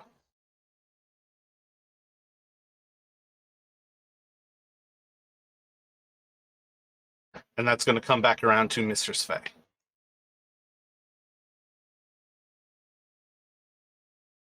Okay, so Mrs. Faye is going to cast Magic Weapon.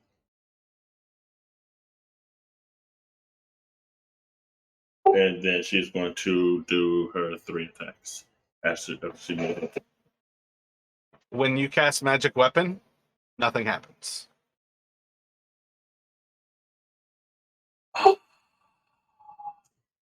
Still not moved out of this field.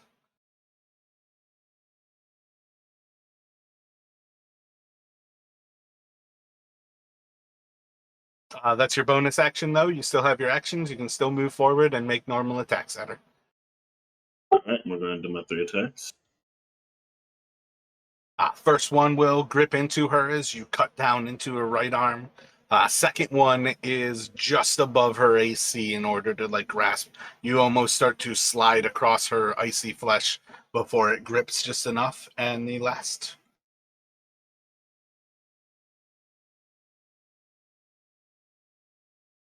Same will once again hits for 18. What was it? 4, 4, 2. So 8, 10 damage. Yep, and that'll be it for her turn. You'll see with those strikes, like the first sign of this form kind of giving way to like the ice beneath her, like feathery flesh kind of starting to show as you kind of cut further and further down into her. She is going to think she is just going to slash out to Mistress Faye, try to cut into you with her like talons. She should hit with a 22 there. And she'll do 7 piercing damage as she slashes into you. And 7 cold will be 3 damage. So a total of 10 damage.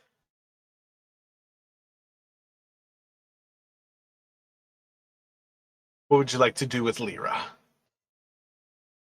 Lyra is going to do a. Wait, you said she's down though, right? Oh yeah, my bad. Lyra is down with the others. Yep. My bad. I actually need you to. I mean, you could go to Whisper and send a D20. That would be best. But in the long run, yeah, excellent. That will take us to Brennick. All right, Brennick is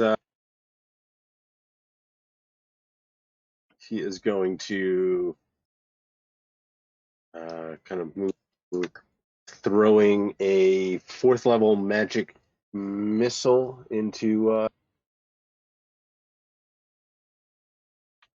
Oral. Gotcha. So 64 plus 6 as you just kind of like reach out, and these tiny little darts of magical force will kind of dodge around your friends, dodging through the little stellarium in front of you and slam into her flesh. Ouch. We got the space that first time.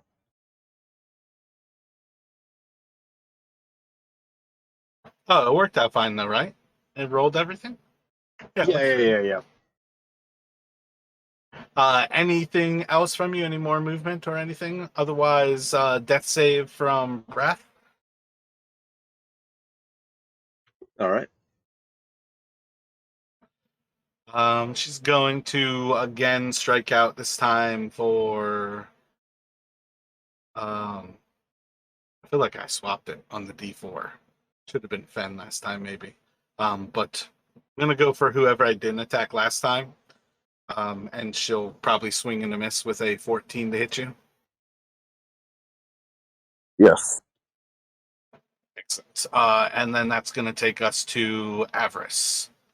Got another fireball for her level 3s, or she could jump into higher level spell slots, or she could do the banishment. I'm thinking maybe a jumped up fireball.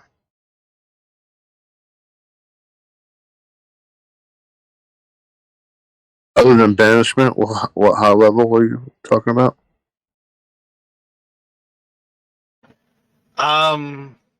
She doesn't necessarily have like great spells for like fighting other than the banishment. Something like Bigby's hand, she could do, but that's all about actually maintaining the concentration to kind of add up into things. But she could do banishment or fire shield. I feel like is more about counting on getting hit, but I have to admit I'm not actually ready with what fire shield is. Yeah, I think that's the one where if like someone hits you with an attack, they take damage themselves. Yeah. But it might be concentration, but like again, like at this point, Avarice is like sitting in the background just slinging spells here. Fireball then becomes her damage, otherwise she can drop something like a flaming sphere or scorching rays, but I feel like Fireball sits pretty close to the highest damage she's got. I mean, if it ain't broke, don't fix it, right? Let her rip. Do you want to jump it up? I think she has 1 level 3 spell slot left, but she has level 4 spell slots as well. I'd say go. I think we're at this point. We need to go all out. So I would say The yeah. 5th level?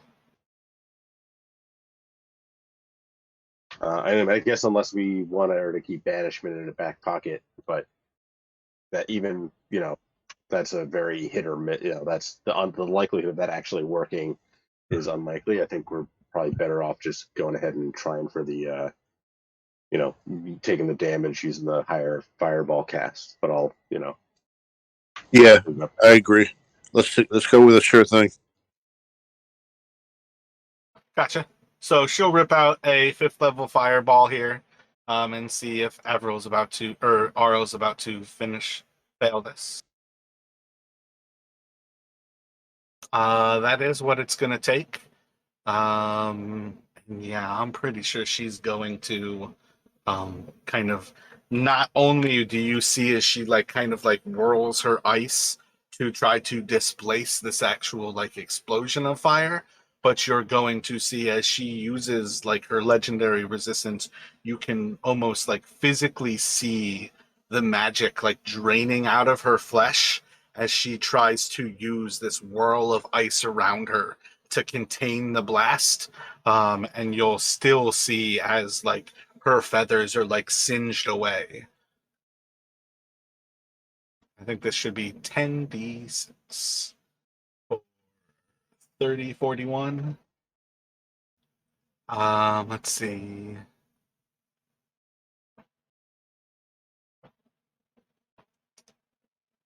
Has she... Yeah, Avarice. This is going to go to Fen. My bad. This is not to Avril. Oral. Oh, wait, I've got one more attack. She can do another attack. So we're going to a physical attack on...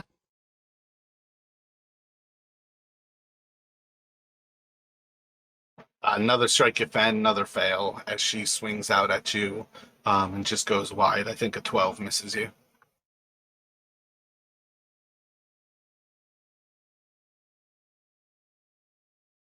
What would Fen like to do here? You've got her weakened, her flesh is charred. If it ain't broke, don't fix it. So yeah, I'm gonna do my standard attacks, stunning strike on the first hit, flurry of blows, and the death strike. Going all out. If she's about to shatter, like if she's severely wounded here, you have her mortally wounded. Are you sure that you want to use Ki for a stunning strike? I understand if you do. I'm just offering that one last thing. You fought her now. This time I'm giving you guys a little bit more understanding what's going on with her flesh. Like you've seen as you've kind of shattered this form in the past. You're getting close to defeating it. Okay, then I'm gonna do death strike on the first hit, and I will decide my bonus action after the first round. Is that okay? So I'll do my 2 attacks and then decide whether I'm going to do the additional third or third and fourth. You can decide, but I'm not going to tell you if you kill her until after you make your decisions. Like you're going to have to make your attacks here, Okay, regardless of whether you kill her or not. So then I'm going to do flurry of blows and death strike. So that's where, like, if you hit with the first 2, you can then decide whether you want to flurry as well. So just roll the first 2 if you would like. Okay. You can. I mean, death strike. I think you can make that decision once you hit. But if you let me know ahead of time, that's also perfectly fine. But you're not locked into it with death strike. So you've got 2 solid strikes into her flesh at this point. Do you think that you are dealing enough damage to kill her? I am going to add death strike and then do my bonus action unarmed strike. I'm not going to flurry of blow it. Gotcha. So in these attacks, just describe to me as you destroy this form and basically like crush through her owl form. After your attack, she's going to turn into her moat form. Yeah, so I'll stab upwards and catch it into the wing and shear it off, and then leap up and do a straight up kick, Superman crane style, sending its head broken back, spinning to fall limp and lifeless on the floor, or turn into a moat.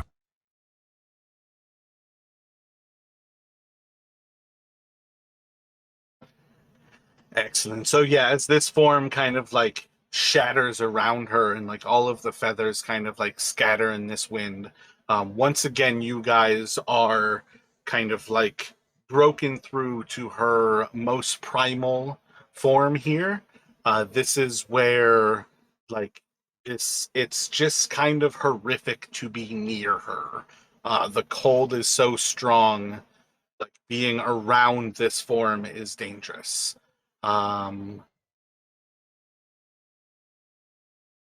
I need Fen and Mistress Faye.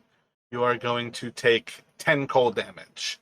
5 damage because each of you have resistance as she starts her turn.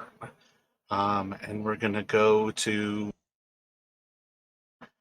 Yeah, I think she's just going to cover this area in a heavily obscured, like, blaze of snow, as it's basically going to cut everyone off from being able to see. And at present, you guys are essentially not going to know where she is. No, well, Braddock still has concentration. I'm not sure that's going to give him a close enough location, but it is something.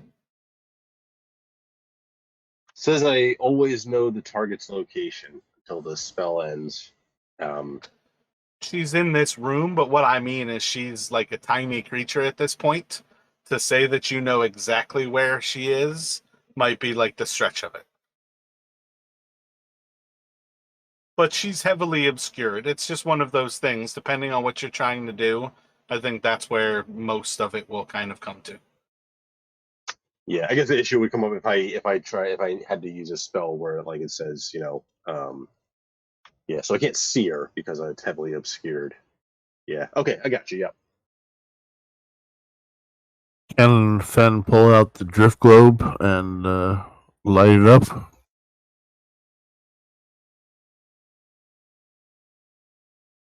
It's not even that you guys are necessarily in darkness. This is like snow inside of this room is kind of all encompassing. So daylight spell is not going to affect obscurity.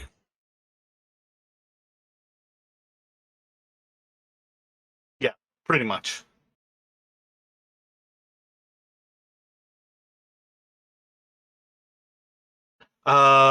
So Mistress Faye, without the ability to see where she is, what kind of thoughts do you have as to what you will do? Effectively, we are no longer using this battle map right now. She is going to actually use her bonus action from Misty Step to. She's just going off of memory. She's going to go backwards, 30 feet. As far as she can.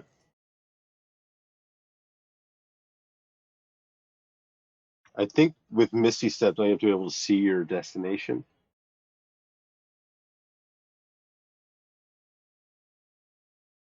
Oh shoot, that's right. She's just going to use her movement then. So that's half the distance, right? For difficult terrain. It's not necessarily difficult terrain to move there, but you can move to that point. Yeah, she's just going to move to that point. After that, she's going to. That'll be it for a turn. Other than telling Finn to, if he can try to get out of the area. Roll. Oh, did I have Brennick? Did you roll a save for Brath? On the Death save. first time? Yes. I don't even know. Yeah, I feel like that sounds right. Was he a I did path? I did it on Whisper. Yes. I was meant to ask though, were he and Bartimaeus in the range of that thing that hit Fen and 10 feet? They should have been outside of it. okay. So yeah, so just the one death save, and so far he did pass that one. Gotcha. I need another death save from Lyra, and then we're gonna go back around to Oh, I feel like I get a death save from Bartimaeus on the last turn. Okay, Bartimaeus is going to expire with that. And then we're going to go back around to Brennick. You've got her like east-southeast of you. Yeah, I think Branix is going to shout a warning to Fen, and then he is going to unleash a vitriolic sphere. Essentially, aiming it down below Fen, where he kind of had last saw the kind of like moat before it became obscured.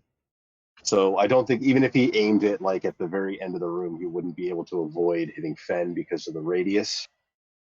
Wait a second. Are you trying? Oh, okay. I put that square on the wrong layer. She's somewhere inside of that square from your perception. Are you trying to be?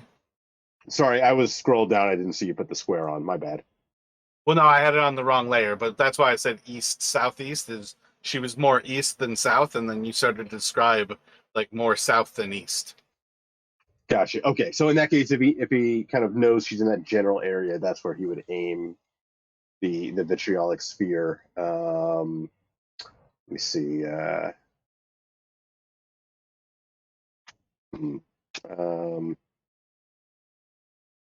guess he just By the time you get to that side of the room, you are going to find that you have kind of stepped out of the blizzard, and you can actually see from where you are.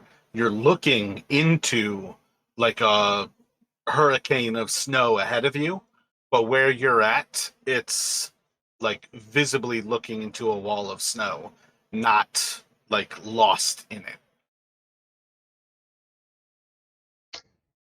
Okay, so yeah, so he's going to aim the vitriolic sphere for like here.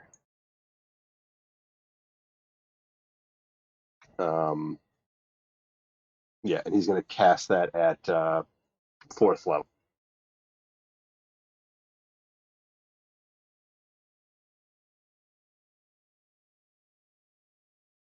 Gotcha. I feel like you kind of pointed roughly inside of the box. Can you actually mark one of the spaces for me again, though? Because you're potentially hitting other people right now.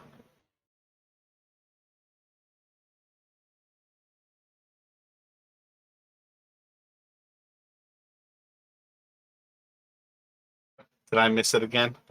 Are you going for like?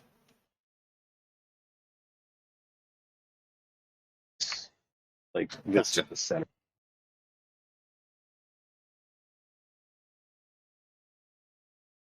All right, so that's going to deal another death save fail to Mistress Faye.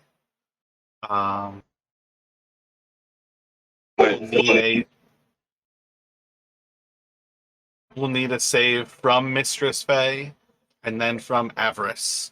And I think that's all it's going to hit right now.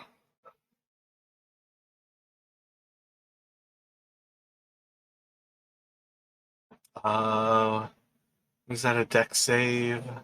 So she's got a 13. I think that'll fail your DC, so she'll take the full damage there. What is it? The 18 is the follow-up on the next turn? Yeah, so the 27 initially, and then at the end of its next turn, it takes the other 18. She might legendary resist that one instead of taking another 45 damage. And then for Avarice is going to take the full as well.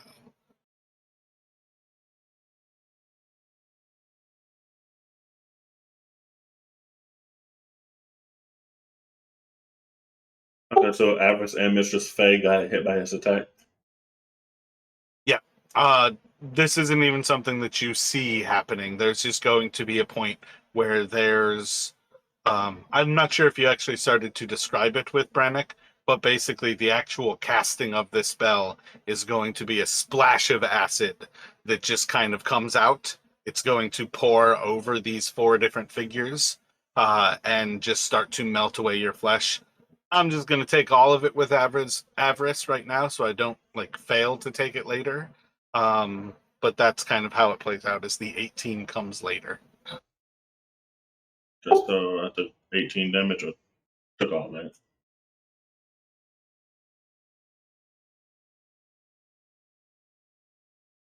You can't see it, but that will bloody avarice. And then I'm going to resist this one, so I'll take half of the 27, but not the 18. So she'll take 13.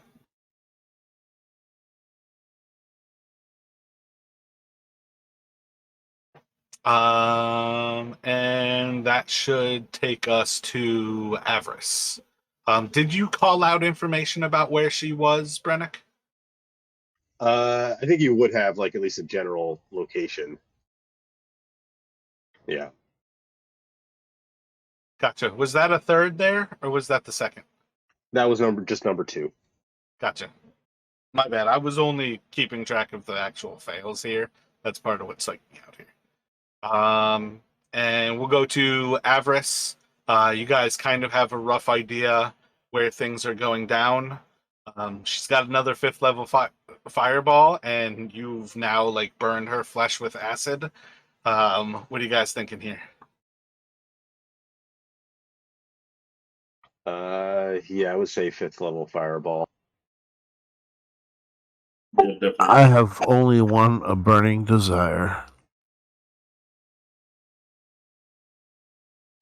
So she'll blast again into that kind of area.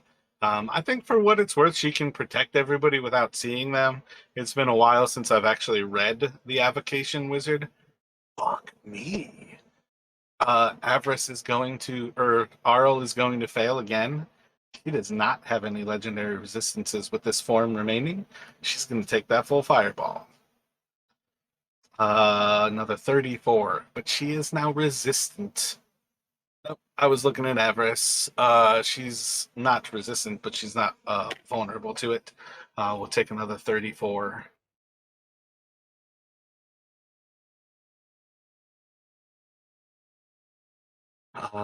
And that should take us to, I think, end of that turn. She's going to blast Brennick with a ray of ice. She should hit you with a 39, and she's going to deal 16 points of cold damage to you.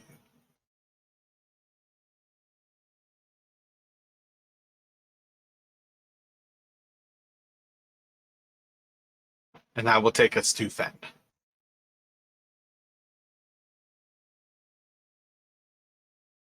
So I think concentration's good. Yep, you're golden on the concentration there. So I can't see, but do I perceive where the room is colder? Can I sense?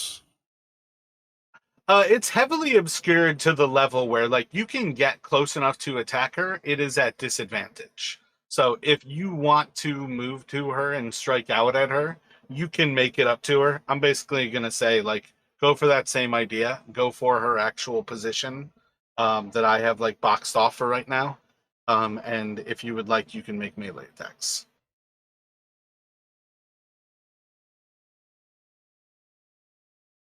I want to occupy that. Attack the square to the right. Well, you can't. There's nothing that you can do to like predict correctly. You're just attacking at disadvantage because you're attacking blind. But you can make your attacks. Right now, I don't think any of you actually have inspiration remaining. I think most of you use it on the Cone of Cold. But basically, just make your first attack disadvantage. If you know exactly what you're trying to do, if you've got key and you want your first attack to be a stunning strike, you can go for that. If you just want to get as many attacks downrange as possible, you can say ahead of time that you're flurrying, but just go ahead. Yeah, I'm doing it all. I'm stunning strike, death strike, flurry of blows. I'm spending 3 key points. 20 will hit. Oh, disadvantage. So that'd be 16 on the first one. That will hit.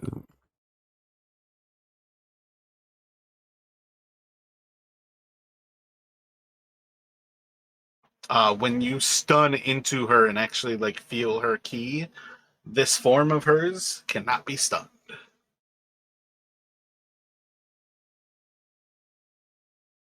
Was that on the 16 or the 21? Only the 21 would hit. All of the other strikes are misses, with basically knowing 16s miss her. Okay, so I spent 1 key point, everything else missed. Okay. That still activates Agile Parry and end of turn.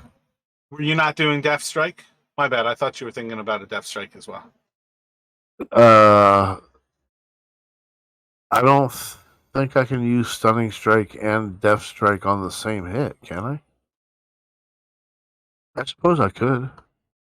I think most monk abilities is just a question of if you're using your limited key points. Yeah, I don't think there's a. Now that you mention it, I don't think there's a restriction on. It just says on a hit. I could. I guess I could as long as I have the key. So yeah, I'll add Death Strike to that for the second spent key point.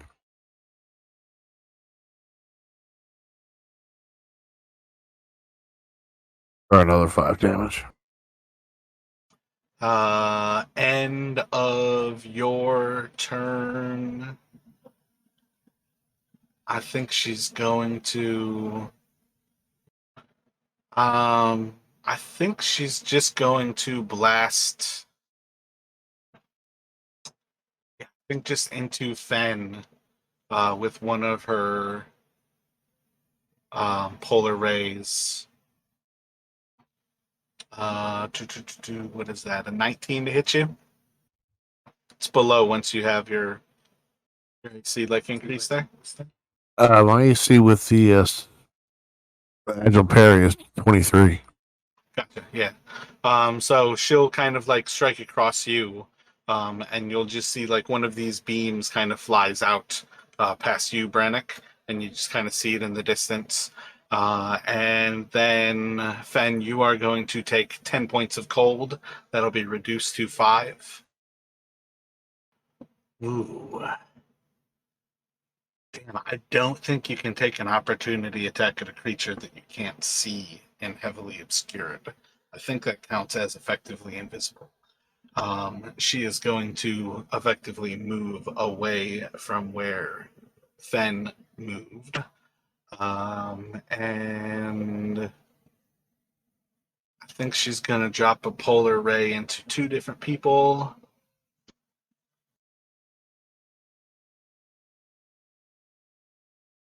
Two polar rays into Avarice. This is probably the end of Avarice. So she'll do 8 and 7 for another 15. I know Rashad's loving that. He wants that staff for himself. So should bring everybody back into being blinded by the blizzard as she kind of moves again, and the snow is going to cover back over where you kind of moved out of things there, Brannick.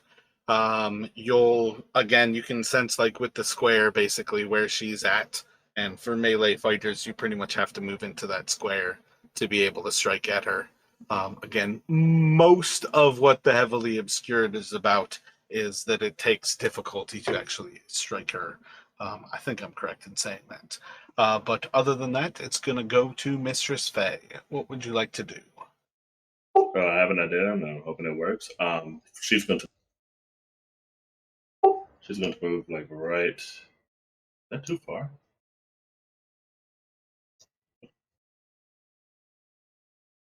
Close enough. Okay, so she's going to move like over here,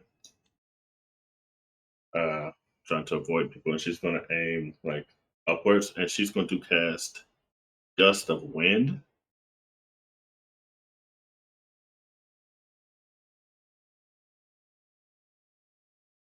Once again, burn your spell slot. Your action does nothing.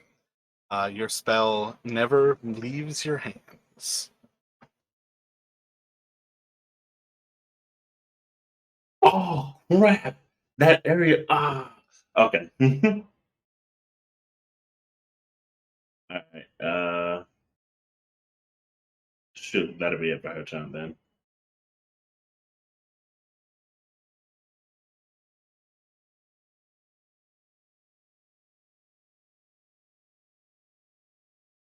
Yeah, creatures are effectively blinded in those areas. That's what I was thinking. So that will take us to. I think I failed with one of her things. I think I'm going to do a laser beam right here. That will be at Mistress Faye. Should hit with a 24, and it'll do 14 cold, so 7 cold damage to you, Mistress Faye. And then it's going to go to Brennick.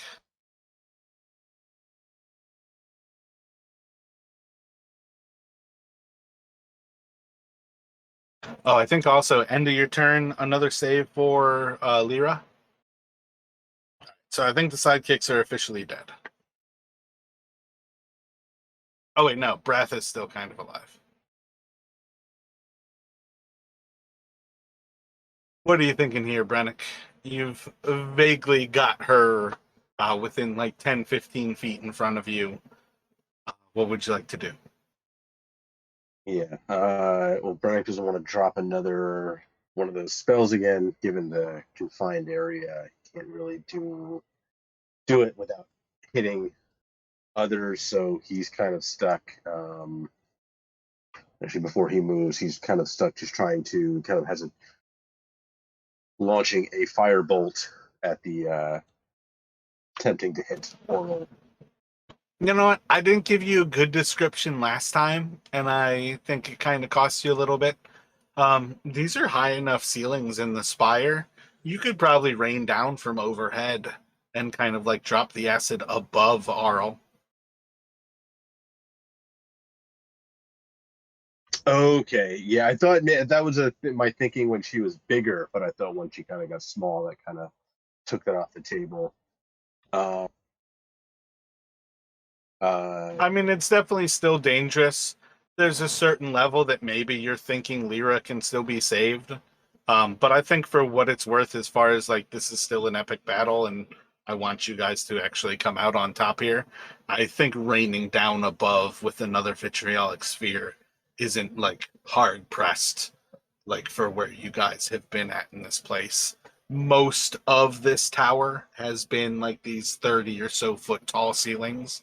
So You get from orbit. It's the only way to be sure. So he doesn't have another vitriolic sphere in him, but he is going to try basically the same thing with a fireball, level 3. gotcha. So I think how everybody's situated here, if you've got it like 20 or so feet overhead where you sense where she is, you can do that without getting other people in that line. So she'll 17 her dex. Yeah, she's gonna fail that one. She'll take the full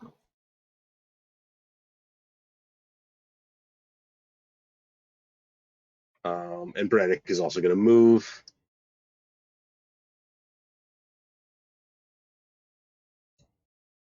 Around this way, but that will be all he can do there. Gotcha. End of Brennick, she's going to deal another. This one's 2-3. I think this is gonna go for Mistress Faye again. 22 to hit you. I think that's right at the point where you could shield if you wanted to, depending on how you're doing on hit points right now. Yeah, I'm a shield that. Gotcha. So you can kind of like shield as like you have this like a blast of cold, almost like lighting up an area of the snow in front of you, and like at the last minute, you can protect yourself there. And we're gonna go for back to Avarice. Another fireball. I think Ooh. she's 4th level spell slots and below right now. Actually, I think Brath just gets up right there. Oh, gotcha. Yeah, my bad. That's the start of his turn, so he'll be back with 1 wound right there. So he's going to stand up blind. He wouldn't even necessarily be able to sense that Brennick is standing right next to him. So there's a certain level, though, of I kind of like the idea, like the whirling of the winds are worse to the north. Were he to go after Arl, he has a sense like that's the direction to go attack her. Yeah, I think he thought he was, it's like he thought he was dead, but yeah, he's going to try and he can only get about that far, but he is going to kind of swing out wildly, essentially just hoping to hit something if he can. Gotcha. So you've got 2 attacks at disadvantage. This is where it's actually beneficial that his attack isn't called sneak attack, and you can have inspiration.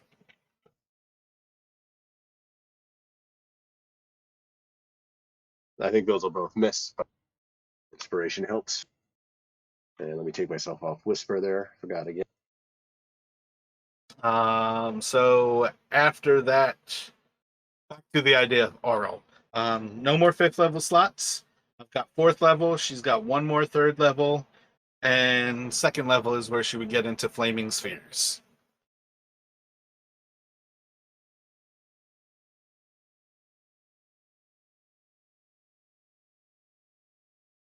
Again, go for broke, nuke it from orbit.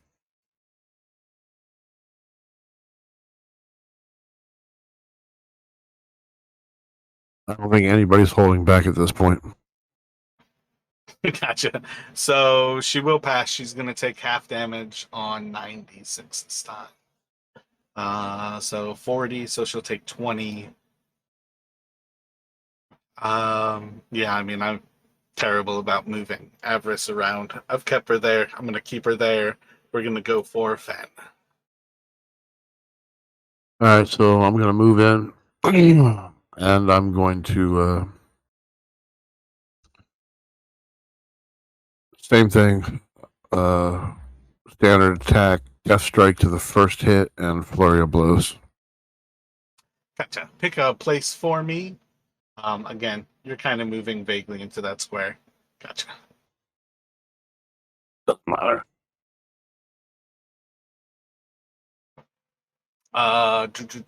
And let's see those attacks. You can have inspiration.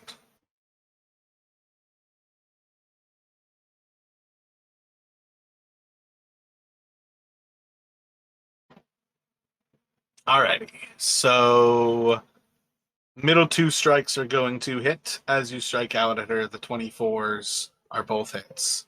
You did not say stunning strike. I told you you can't stunning strike this form, right? You didn't burn another key on that? No, that's why I said death strike and flurry of blows was what I spent it on. Yeah, so we've got another 7, 13, 18 more.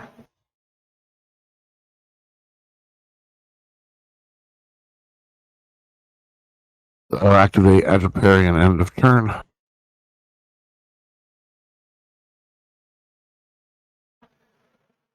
Alrighty. And end of your turn, she's gonna nuke 1 more person. Dude, Mistress Faye, she's got your number, bro. 1 more coming at you. This one is a 29, and it's going to deal 12, 6 more cold damage to you. Okay, I'm actually going to use my, where's that?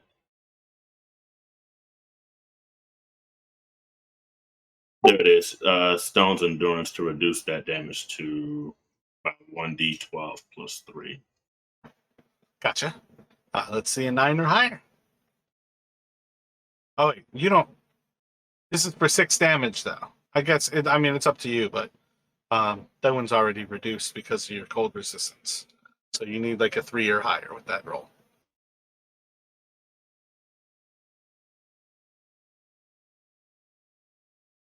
Golden.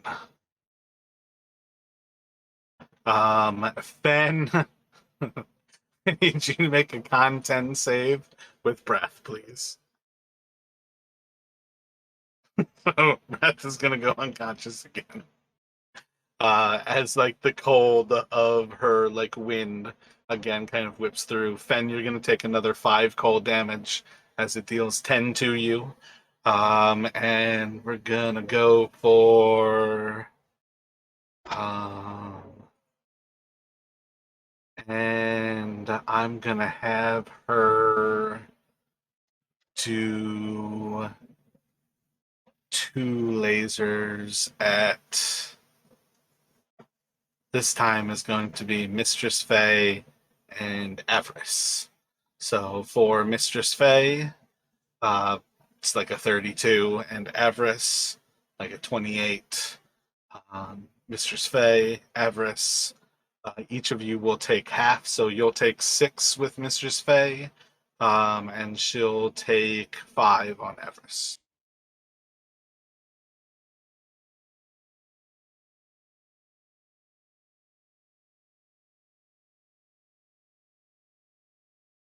And it's going to go to you, Mistress Faye. What would you like to do? You've got the Heart of the Cold to the east of you. Step out of the magic circle. Yeah, that 6 damage put her down. I didn't get a chance because that's why I was waiting for my turn to come around because I was going to use her second wind to get health back. But yeah, that's 6. Okay, you went unconscious. Yeah. Start of your turn. If you can switch it over to Whisper, roll a death save.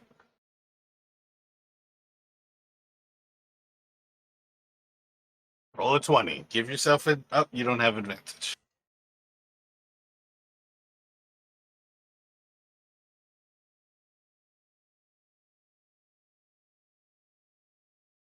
And that will take us to Brennick. You can sense that she is just to the south of you.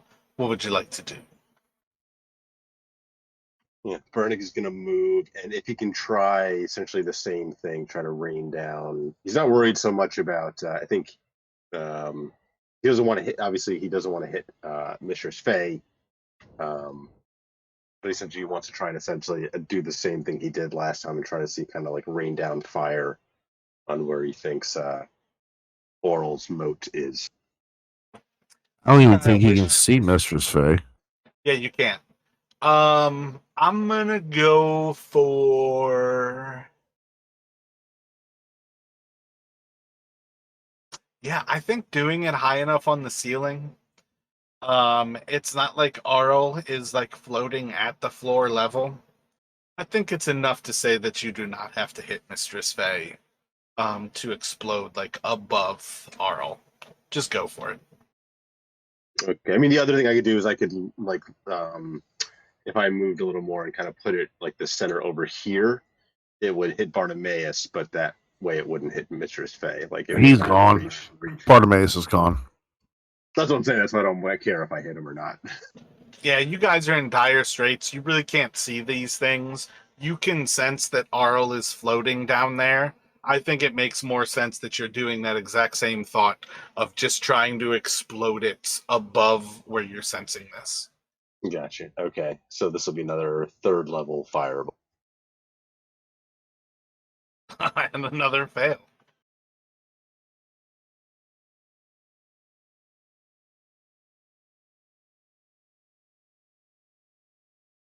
But that is otherwise it for Brannick. When your fireball explodes, the ice is going to dissipate. You guys will be able to see this battlefield before you. There is no sign remaining of Aro's presence. You do not sense her on this plane of existence.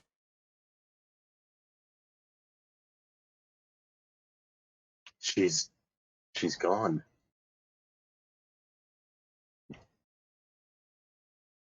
And as you all start to come to terms with some of these things, you're going to start to notice Mistress Fay, a bloody mess, lying unconscious on the ground.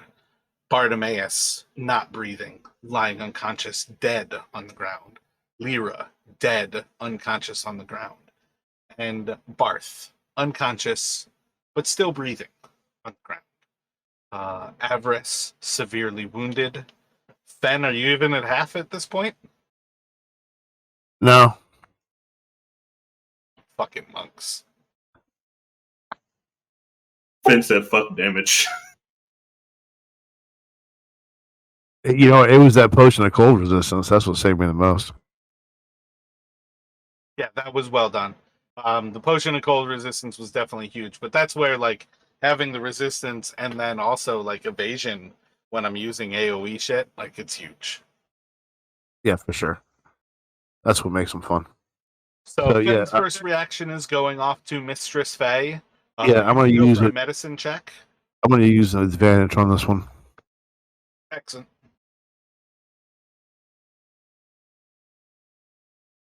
If he goes for Mistress Fay, Brennick, I assume you might go for Brath. Try to get him conscious. Those are the two breathing who are down on the ground. Yeah, he will try to stabilize him. So you can stabilize Mistress Fay there. Brennick is your one character who's not a healer. I am not. Nope. Yeah, gotcha. So yeah, at this point, you guys are going to basically find like you've got these two unconscious people. You're going to have to kind of rest somewhere, somehow, while you wait for them to wake up. But I would say at this point, let's take a break. I didn't actually take a break earlier. So let's take a break here, come back in 15 minutes, and we'll see kind of where we go from there. Sounds good. Yeah, sounds good. Yeah, that was a close one. And Faye and I'm sorry, I didn't even think I was gonna hit you with that vitriolic spear. I don't think I didn't scroll down and actually even see you there, so that's my bad. That works even better for how it played out. Yeah, I mean, I think, you know, the unwritten contract among adventurers is sometimes shit's going to happen in order for somebody to succeed.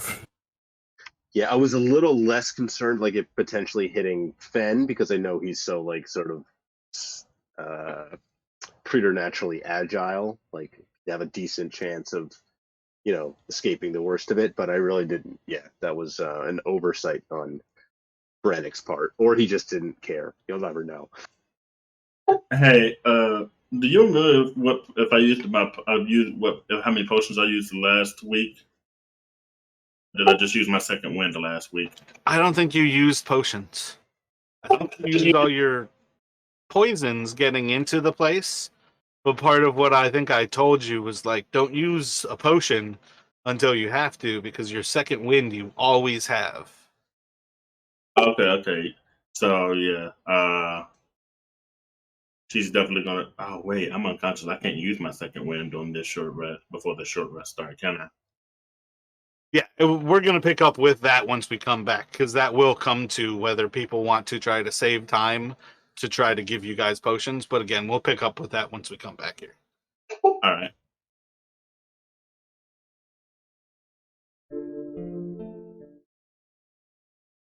Who do we have back at present? Ooh, Lostano. Hey, I'm back. Word. Yeah, looks like Don dropped. So I think Mind Spike, like if I maintain concentration on that, if for some reason Oral were to return to the same plane while I still have that spell active, I think I would sense her again. I don't think it breaks the spell if she were to go to a different plane and then come back. I don't know if that's going to happen, but I just wanted to get your get your thoughts on that. I think that's how it would play out. Like there's other creatures that you guys have dealt with that disappear a little bit more erratically. Like, this is effectively her mortal form is dead. Like, Auril, the goddess, is now on like a more celestial plane of existence. This is precisely what she was kind of hiding from almost. So that's one of the things, but like one of those creatures, like the thing that's like blinking, the like Nothic that was like a blinking creature, that's the type of thing where like if you mind spike that, when it comes back, you would know immediately when it comes back. Gotcha. Okay. Part of what I would normally say with something like that is it's not quite like what I would say like Hunter's Mark gives a little bit more of like an exact location of where something is. I feel like Mind Spike to me is a little bit closer to like when that creature is near you, you know what direction to look in. So like when it's on the right plane of existence, you know to go east to get to it. When it's in this room, you know to look over your left shoulder to see it. Not necessarily that it's like 3 feet away from me, over my left shoulder, 5 feet in the air. But that's, again, it's far more my interpretation of what I assume something like that is. And that's one of those like vagaries. I could be convinced of something else, but it's kind of like, let's actually talk like the philosophy of what it is versus like, how much does it matter? I feel like a goddess obscuring herself from you is probably a little bit more significant than necessarily like breaking into her mind. But that's one of those things where, again, I feel like there's just like the question of how to play it overall. I feel like that kind of worked out pretty well to say, you guys have this general area. I wasn't always putting it like directly centered over where Auril was. And it was kind of enough to also like assume like on some level Brennick's almost like sharing with the others like a little bit more like, you know, like sense of where in the room kind of quadrant wise she might have been. Yeah, I mean, I've always thought of this is kind of, I think it's like one of the first times I've used Mind Spike in like extended combat. I've always thought of it more, as like almost like a tracking spell. Like if somebody started to flee and you wanted to be able to kind of like follow after them, that's when it's really useful, right? So like it's not necessarily like in combat like the space they're occupying, but like they're a little more of a general location or direction. Yeah. I fit in that kind of school. Almost part of what I would say is like inside a combat, if you use an action, which is absolutely stupid, I would never suggest that you do it. But you could use an action to get really pinpoint about where. But that's one of those things is it's almost like doing the help action. You could use an action to then tell people exactly where Auril is. But in general, I think of it as, like that, where it's like out of combat, Auril will never be able to escape you while she's on this plane of existence. But inside of combat, like the vagary of where she is far more important to me than to say, like that you know exactly where. Yeah, that makes sense. I'm back. But Brennick, Brennick, not knowing if she's going to come back, he's planning to just let the spell essentially run its course, try to maintain concentration until it runs out after an hour. Yeah, like, I don't know, Rashad, are you back right now? I am. Gotcha. All right, so we've got everybody back. So, one of the things that's going to happen here is you're going to lose Mind Spike before either of the unconscious people wake up here, essentially. So the real question is you guys have Brath and Mistress Faye stabilized. Perhaps on some level, Mistress Faye, do you have a potion prepped as your like bonus action, like potion? I do not. And you do not? Oh wait, no, I didn't use a potion last week, right? So no, I still have the one regular potion. So the question here might be is, are you guys going to give Mistress Faye a potion to have her be conscious more immediately? is your thought maybe to get to like the library or into that room that seems to be under the like magical null? Do you want to like try to go to a safe place and wait for these two to come back to consciousness? Do you want to use a potion that is right here, like in front of you? Like, what are Brennick and Fen thinking at present? I have a potion of greater healing. I'll feed her. Gotcha. So another thing to keep in mind is if you're willing to use a potion, do you want to try to wait? And if shit hits the fan, use the potion like immediately? Do you want to do something like that? Or are you just ready to use the potion right away? Well, I think at this point, it's better to have her up and with a couple of hit points than having to worry about it. I have one in my backpack, and I also have one in my equipment, so I'm going to pull the one out of my backpack and use it. Gotcha. So you can do greater healing potion, I want to say, is 64 or is it 8? I think it might be 8. I think greater is just 44 plus 4. Yes. Okay, 4d4? My bad. I think it's superior is the next one. That's 88 or 84 plus 8 or something like that.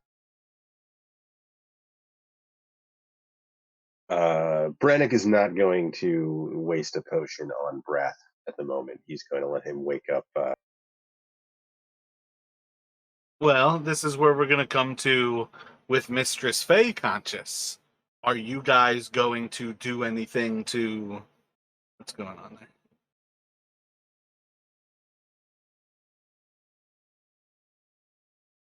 Spamming that potion. Oh, sorry. I was fiddling. I'm like, did you just? I'm sitting here like, is he dumping 3 greater potions into? I couldn't tell whether it was clicking or not because I was on the Beyond 20. Oh, it's So, Mistress Faye, you'll be at 15 hit points. You guys have 4 of you conscious right now, including Avarice. What kind of thoughts do you all have? Are you going to? Does somebody have a potion that you are willing to give to Brath to get the people who were alive all conscious, or are you going to wait for him to be conscious? Are you just saying fuck it to him? Which might feel a little bit meta to me because you guys are then acknowledging that he's a sidekick. coming to Faye would probably look around and then ask how she got conscious so quickly. I mean, I guess, yeah, Brannick will, a little reluctantly, but he will feed Brath that potion of healing to get him back up. Assuming it's a normal potion, he'll just have 2 wounds.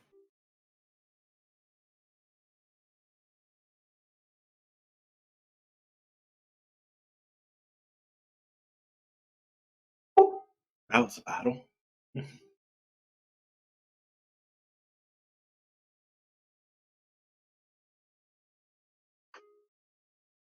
Faye, you said something about a library. Did you guys have I said something about the library? Fen, I think one of the last things that Fen kind of like telepathically said, like, there's a library over here, and then Oral kind of broke into her form and should hit the fan. It's filled with books. But Brannick would obviously share with everyone that he doesn't, he no longer senses Oral on this, plane, and he hasn't for, a few minutes now. So, and at least for the first hour or so, he's pretty confident that if she were to reappear, he would know about it.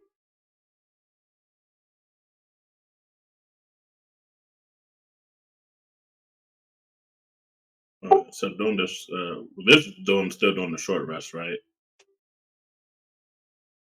Are we not? We're just healing up here. Nah, for present, you guys are not currently resting. Okay, then I'm gonna go ahead and use my second one to get back more HP.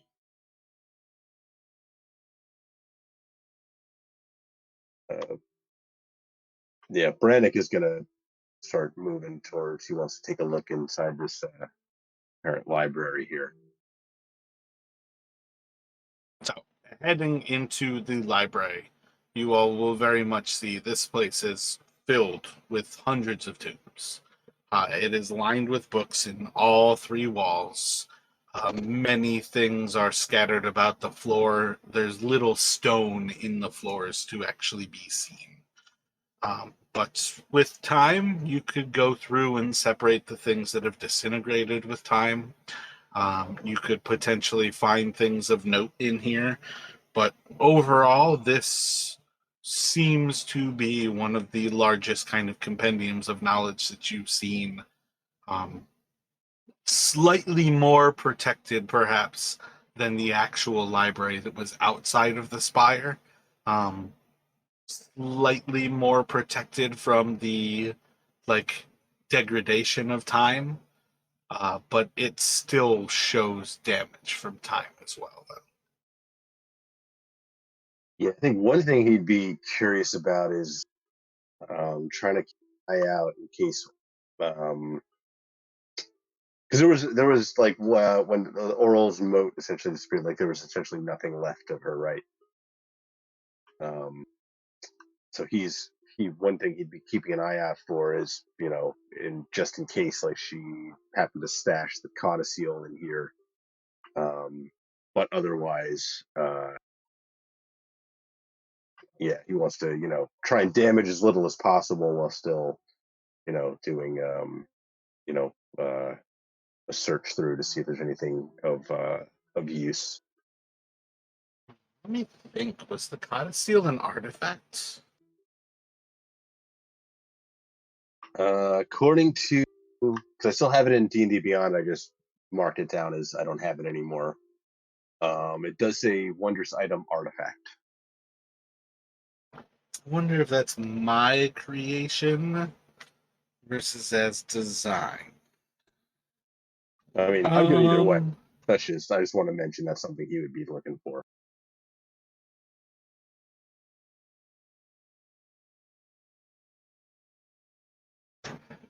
Part of what I was already thinking off of saying like nothing remains versus continuing on with kind of the thread that I was going for previously. So I'm willing to say that yes, you do still find the codicil. When you guys destroy Arl, part of what I was getting at previously with the actual female form that she was in is something that I actually kind of like from one of my personal favorite fantasies, is the idea of these gods that claim humanoid bodies, and that you guys were actually interacting with the human who she once claimed to take a physical form. So what we'll say is when you guys destroy the moat, you will find that same female will basically be dead on the floor. Brennick, you will no longer sense Arl on this plane of existence. This person will be a corpse. But with her, you can find the codicil of the white on her personage again. And you can once again gain that artifact for yourself. And remind me, does that require attunement? I want to say yes. I would say, yeah, I'd say something that powerful. There's no reason to say no. Okay, so I'm going to unattune from. I'm going to unattune from the wand of polymorph. Wand of polymorph takes attunement? Yeah, That that's what it crazy said. to me. It's one of the. I think there are a few of the more powerful wands do require attunement. Yeah, I mean, it kind of makes sense, but so yeah, I mean, Frost Fingers is probably worth it, but the actual ability to have resistance to cold is almost definitely worth it. So Yeah, that's the main thing I'm going for. Right. Over this rest, you can certainly start to attune. While you all are looking through this library, I I think regardless, Avarice is going to start to kind of push, like, we need to recover some, at least. Is everyone not ready to shelter ourselves and try to gain some semblance of rest? No, I agree. Those of us who remain, yes, we'll need some time to recover. Not every day one kills a god.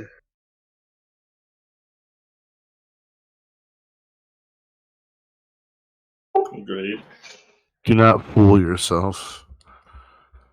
We might have driven her off for a time, but can't kill a god.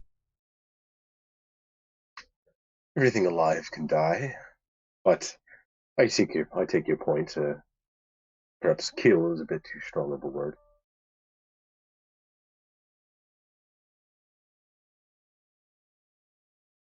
So, you guys can spend the time in the library. If you would like, you can certainly search through the books of the library. Avarice is 100% going to spend some of her time searching through these books as well. But for what it is worth, anybody else have any thoughts about what you're doing over this hour? Otherwise, like, it's basically chill, nurse your wounds, don't really do anything strenuous. But Avarice is going to do what she can. She's going to try to look through the books with what time she has as well. I'll have one of you do a perception check. Just roll a d20 for when Avarice is doing it. But do you guys have any thoughts? Are you ready to short rest in the library? Yes. Faye, at the start for like the first 10 minutes, she's going to go ahead and offer Lyra up to Lovatar and ask for Lovatar to look over Lyra. After that, she's going to go back to the library with everyone else and probably just look through the library with everyone else, and that's it. Alrighty, so in this time, it is going to progress. Everybody can use their hit dice. Let me again have somebody roll a d20 for Avarice to do a perception, kind of looking over some of the books. Assuming Brannick does it as well. All right, somebody rolled it for me. Looks like Rashad. Rashad, or for Mistress Faye, when you offer Lyra's corpse up to Lovatar, your like chains are going to shred her body. Doing it away from everyone else is going to be one of those things that is comforting in their ignorance, because few people would want to see how horrific this like moment of your goddess kind of rising to this occasion. But she accepts your sacrifice. And yeah, Avarice needs healing, so I'm going to roll a bunch of hit dice for her. And I'll describe what Brannick and her find in a few moments here. Alrighty. Everybody got their hit dice set. You're all back to whatever health you are accepting for this short rest. Yep, all set with Brannick. Oh, how did that work with sidekicks? Do they just get it back on a long rest? On some level, they've got the same kind of hit dice mechanic. It's the same kind of weird thing of like try to keep track that he's basically going to use, most of his hit dice here. But in the long run, when it comes time to kill them, they die easy enough that I'm not too worried about if you lose track. Okay. I feel like you probably used some last time. I'm just going to I'll use 3 for him. Gotcha. So you would have him at 5. Wait a minute. We took all my hit dice to bring me back, didn't we? No, you re-rolled your hit dice. Your hit points should have changed. That was the possibility that you were going to come back with drastically less hit points, similar hit points, or you came back with a little bit more. Okay, so that 73 was my new max health. It's your new hit points rolled. Oh, okay. Let me put that in there. Yeah, if you go to your class page, like on the level that you're at, that's where when you go into your health thing, it should be hit points rolled 73. So you're probably at, what is your con 3, so 33. So you should be at like 106 max, I think. Yep, I have 2 more than what I originally had. So yeah, going through the books, uh Brannick, roll a d20 for me.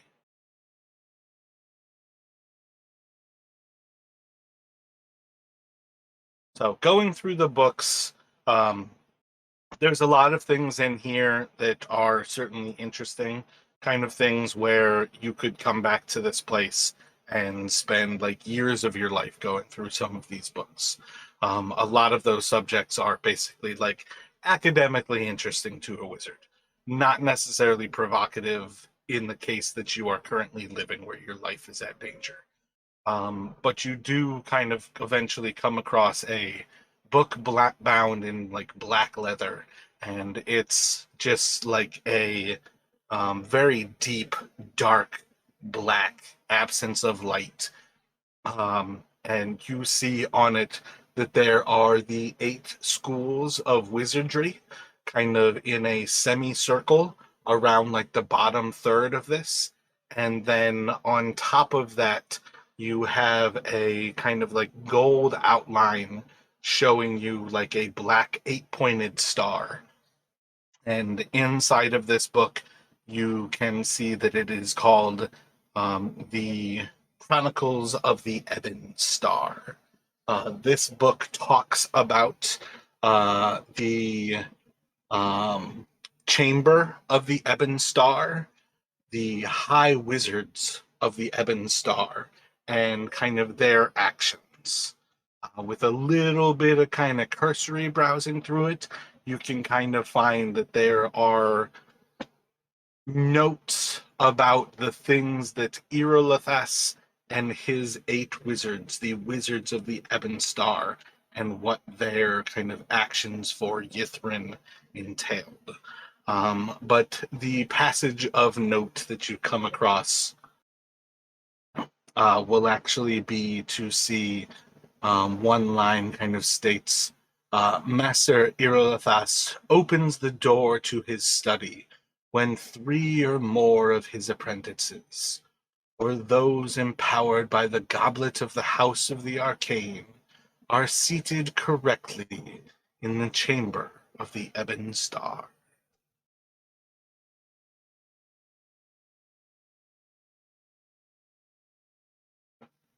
Avarice, in searching, will find little of note as far as books go.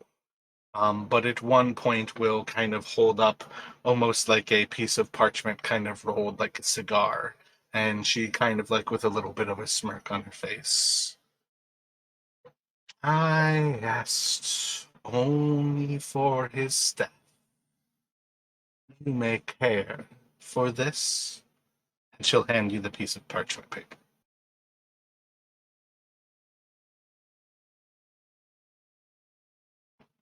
When you open it, do you still have it activated that you can read anything that you're touching? I would have to recast that. Oh no, I thought at this point. Oh wait. I guess I since you changed just that took a to. short rest. Oh, I guess I could have changed it then. I think I had changed it to invisibility because that was how we saw the bridge. Oh wait, no, Gotcha. but then I changed it because I think we took a rest after that because I think I changed it to be able to read the writing above the door. So I think it is actually the ability to read all writing. Yeah, sorry. So the real question is then is when you come off of this short rest, what are you actually on? Are you still on? You can read anything? I think given we're in the library, that would make sense for him to keep that. Yeah. Gotcha. So yeah, when you immediately take this scroll from her, you can basically open it up, and without translating the actual writing of the author, you can see that this is a scroll of Comet.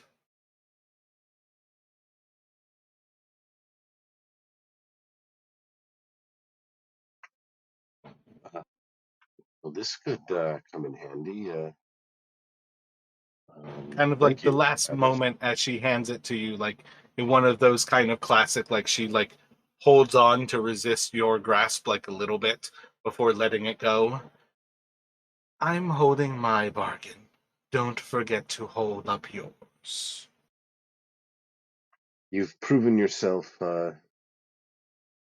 helpful, trustworthy. I do not intend to go back. Staff will be yours when we recover it.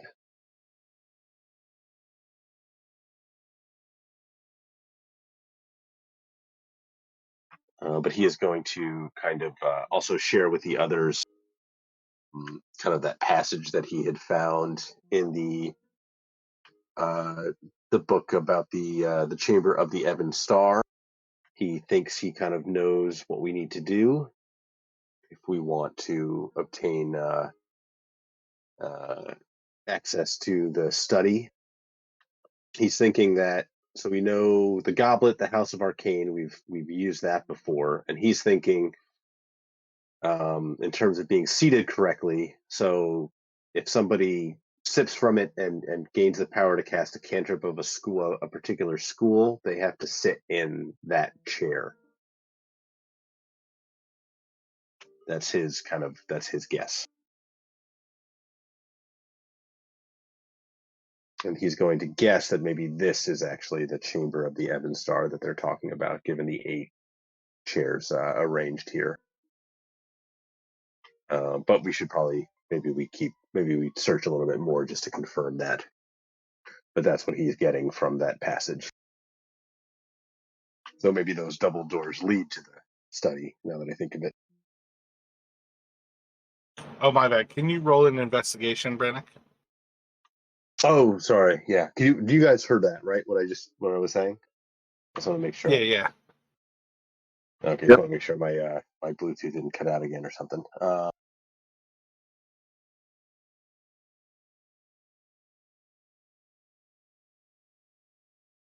So as you kind of like take a few moments to like look over like the form of this room, you do see that the schools of magic on the cover of that book represent like the same order where the schools of magic are placed on these chairs.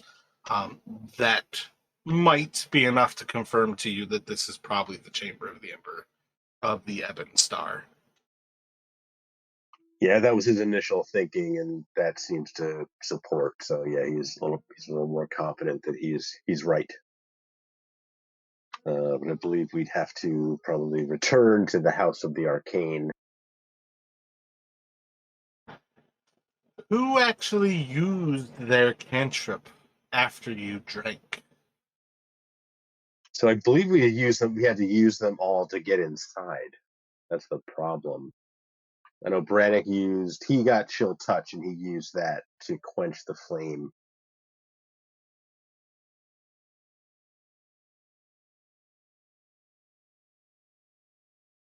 Yeah, we did. I think we did use them to get inside because I think you gave me I got the one that called to cast a firebolt. So what would you all like to do? Head back down to the House of the Arcane and try once more? Yeah, I think we probably need to figure out a way to get inside without burning that empowerment after we take this sip. At least the 3 of us who are going to sit in the chair.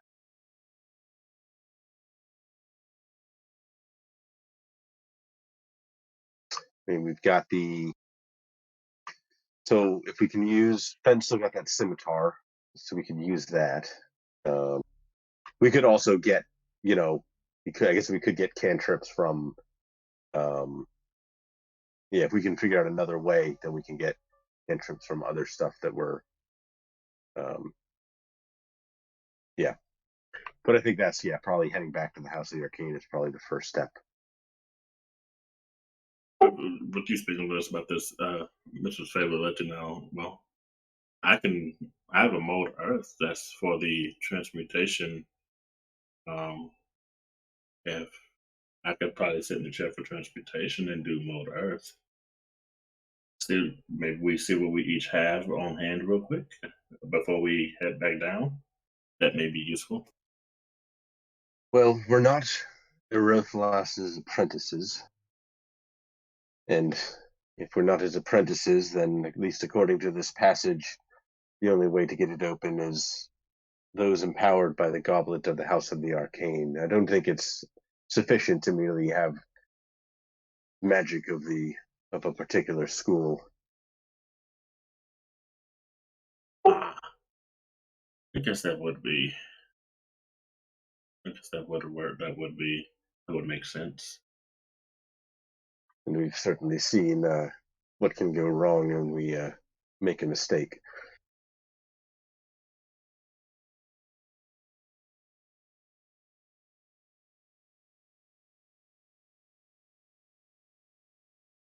What does Fen think?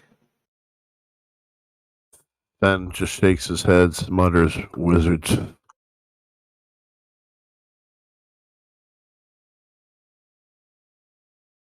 He knows he's out of his element and will defer. I mean, he defers to Brannick when it comes to this because he knows he's out of his element, but he just shakes his head.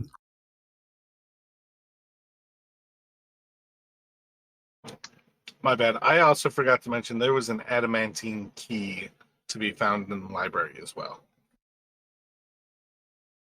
Oh, I think we'd definitely pick that up. Oh yeah, we never investigated these double doors to the south.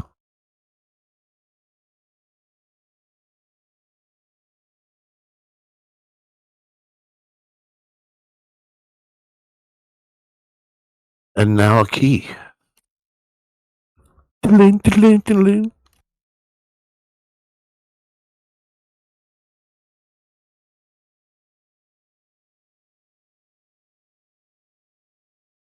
So you've kind of found yourselves at a impasse here. It sounds like to go forward, you need to unlock the study with 3 of you having drank from the goblet in the House of the Arcane. You have those doors to the south, the double doors, that are the only way you haven't gone forward here. And you have the room with that thing that seems to be kind of a null space for magical objects. But otherwise, it's a question of what would you guys like to do? You killed Aurum. For many reasons, your quest is finished. How would you like to move forward?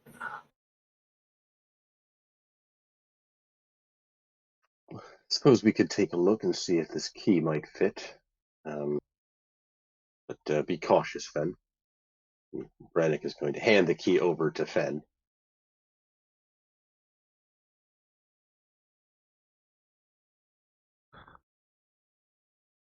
Nice. Some of my favorite D&D moments are when somebody's like, here, you do this. Yeah. I noticed you got a lackey there. You could have given it to. Well, you may have found a shortcut. But if you will, I don't know if I actually can. I can try to cast Detect Magic if I can get close enough to the doors without being within that that field to at least get a sense if it might be trapped for you before you get too close. You'll just need to give me some time. About 10 minutes should do it. Brannick, when you was in that room, did you try to touch that thing, whatever that crystal was? To see or try to grab it? No one did, and I wouldn't advise it. I am curious whether it's some, I don't know what sort of material it is. I'm curious whether it's some natural aspect of that, whatever that stuff is, or if it's somehow enchanted, but I'm so curious and I want to touch it. At least not at the moment. Perhaps after further study. I forgot to ask if necrophilia was frowned upon in Fairland because the naked woman on the. There's no necrophilia. And sorry, go ahead. I was just joking. Okay, so Fenn's waiting for him to cast Detect Magic, and then he will. Does the door look like it has a keyhole, knobs, handles, any doorknobs, two double Yeah, doors? while you're watching, 100% there's a keyhole. If you were getting a little bit too ornery, you might be able to get closer and see how close it might match. But if you wait, the time passes, Brennick casts it. You can see transmutation magic in this area, but not on this side of the door. I'm not sure if detect magic is actually blocked by like walls and shit, but we'll say that those are Yeah, there's a certain amount of like thickness of certain materials that block it, I think. like 3 inches of metal. Does that block it? But not lead. There are, Yeah, depending on the. a foot of stone, an inch of common metal, a thin sheet of lead, or 3 feet of wood or dirt. So it's actually doesn't take that much to block it. So I'd say from this side you would see no magical aura. Gotcha. So yeah, he'll share that with Fen. Yeah, I don't sense anything, and I think I'm out of that. I don't think it's the field, so doesn't seem to be any sort of magical trap here. So Fen will walk up and put the key into the hole. The keyhole.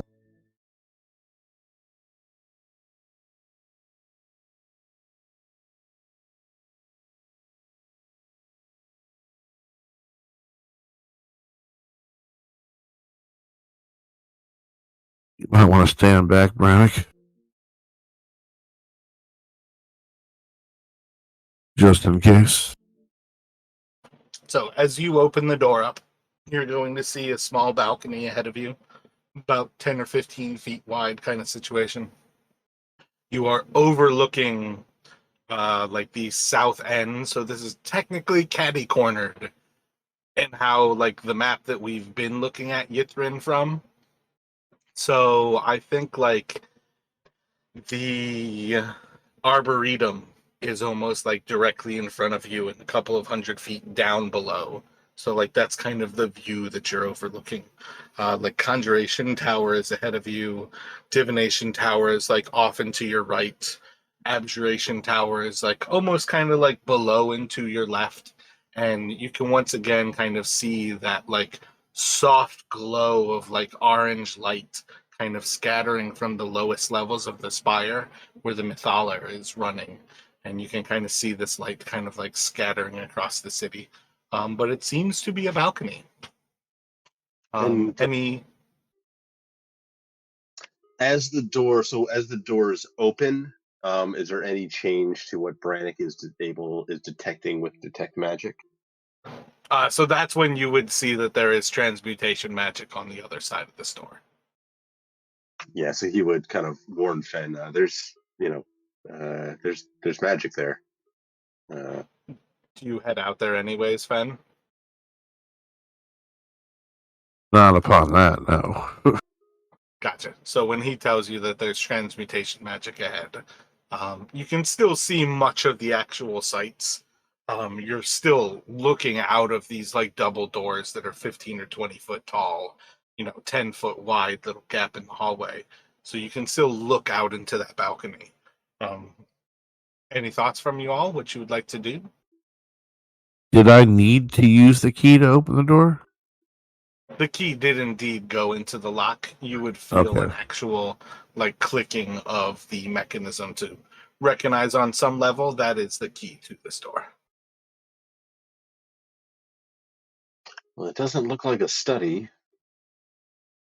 unless there's some. I don't sense any sort of illusion magic.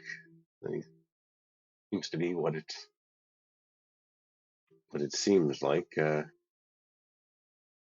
would they need a key for such a little area? Why not just leave the door open? I mean,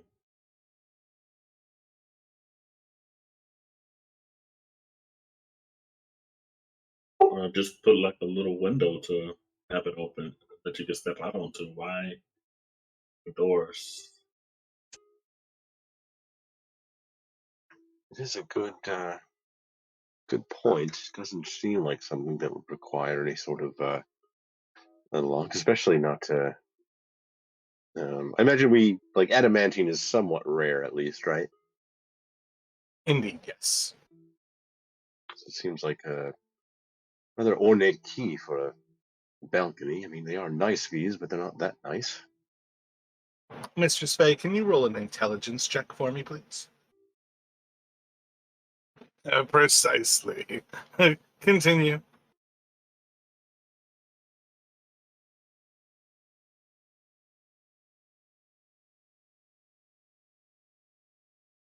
So Brannick wants to try something. It was transmutation magic that he kind of walked into the last time that nearly kind of petrified him. So he's going to maybe like head back to the library, pick one of like the kind of the less, you know, just like a a normal book, nothing that he's going to miss, and maybe he's going to maybe after suggesting the other step back a bit is going to essentially kind of like try and toss it onto the balcony and see if anything happens.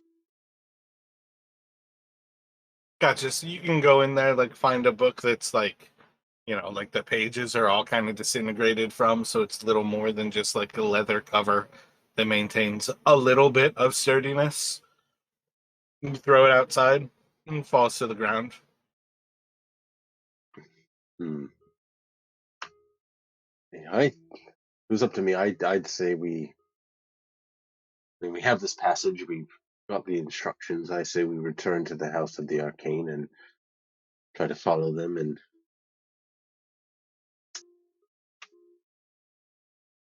see if we can obtain access to Erothalos' study that way. Seems the wisest course of action.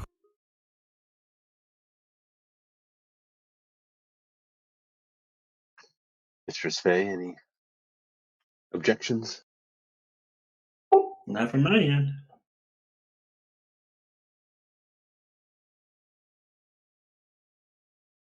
Who's going to suggest maybe Fen kind of reclose the doors,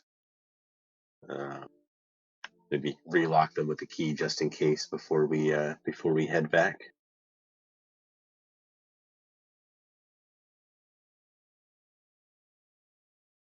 Click clack. So you all can lock up the door, head back through, walk into the hall of the like 8 doors for the School of Magic. Head back into like the Dome of Ice, where you will once again see, I think that was evocation magic, kind of makes that dome around it. And you have this like tube that leads down to where the like Hall of Mirrors created that illusion of Evermelt. Yeah, Everlast or something like that. Yeah, Ever something. Everlast sounds right, yeah. So, like, Fen can shimmy down without a problem. So you could potentially leave him up top and kind of lower everybody down with about 100-foot length of rope. It's about a 60-foot tunnel. So he could kind of lower everybody down so you're well supported. And then Fen could follow.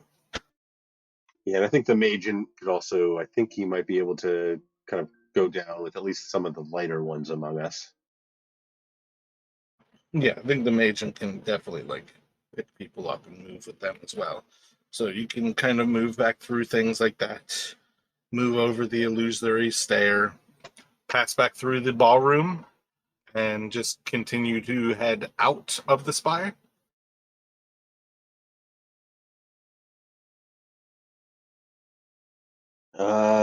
I think so, unless anyone else has any other thoughts.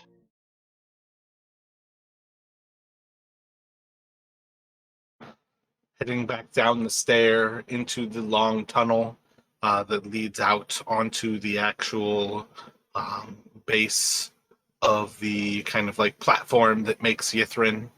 You all can come back out near the jail on that kind of southwestern side, about 15 or so minutes from the House of the Arcane. All right. Brannick will suggest we start heading that way directly. So you can head on into the House of the Arcane. You guys have the goblet kind of in that central area where you can once again kind of pick it up and kind of drink and gain powers from the different schools.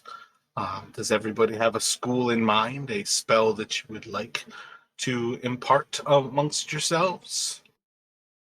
So let's see. In terms of getting back, if we have to go through the ritual again, so I think we're good for the fire. We can use the scimitar from Fen, right, for the quenching part. We should still have enough ashes, I think, after we burned a bunch of bodies. I still have a few secrets to divulge. Imagine the rest of you do.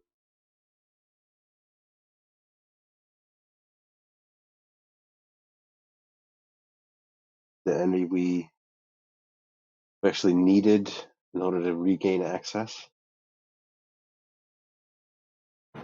My bad. I'm not sure if that was like the question going on deaf ears to everyone else.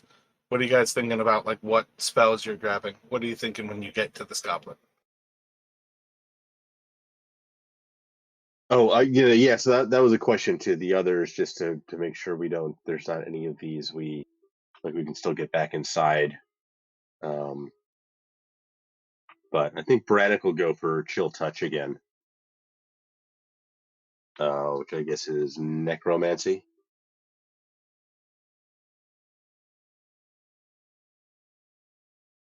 Phage is gonna go for the Firebolt, which implication.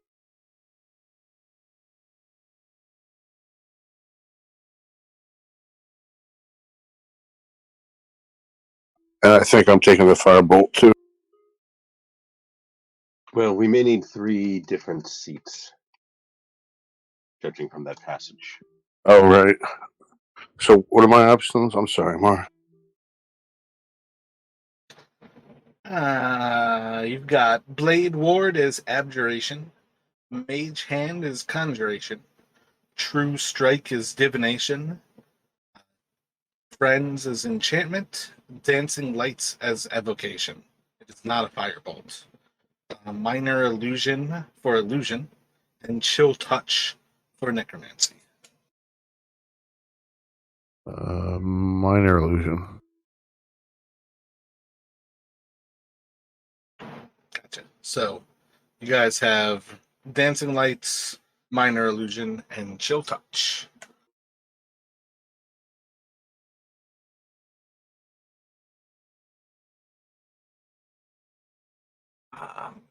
When you all head out of the House of the Arcane,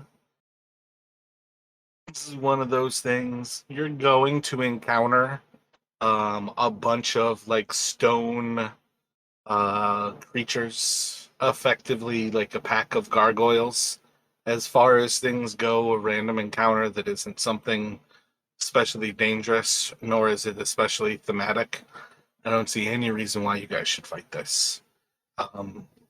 You might lose some hit points. You might use some spell slots, but I don't think any of it is especially important. So as far as things go, just gonna kind of skip over that you guys battle off about 5 gargoyles that seem to kind of swarm about you all as you return from the House of the Arcane.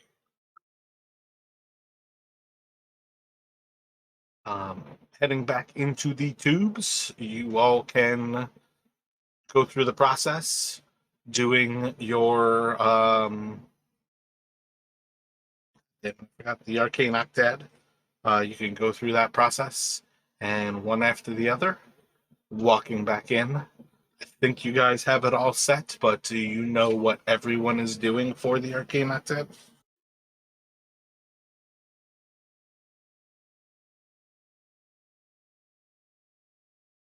So Brannick can use his minor illusion for the mask step. For the others he can use like his mage hand and the torch for the fire, so that we don't have to. Well, I guess it was dancing lights anyway, but yeah, he should be able to use that.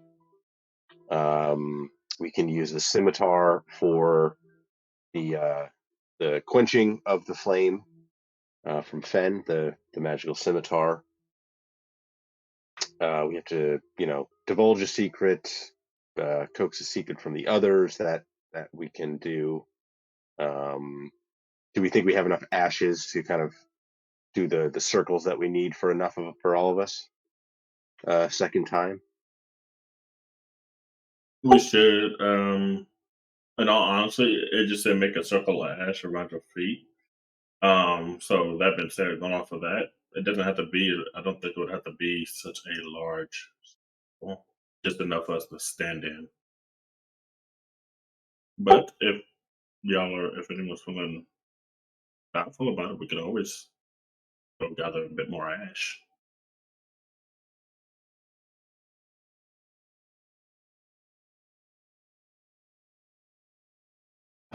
You want to try it with the ash that you have, or do you go and gather more?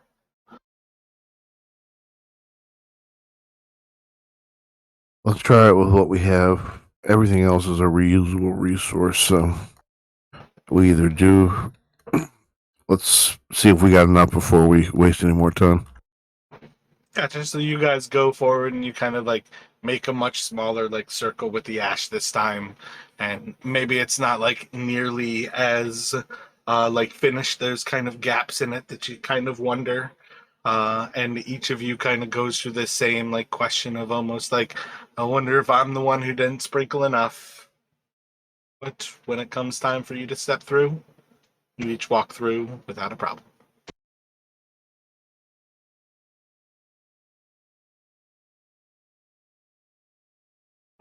And head back up the like long ascending ramp that turns into the staircase that climbs into the ballroom.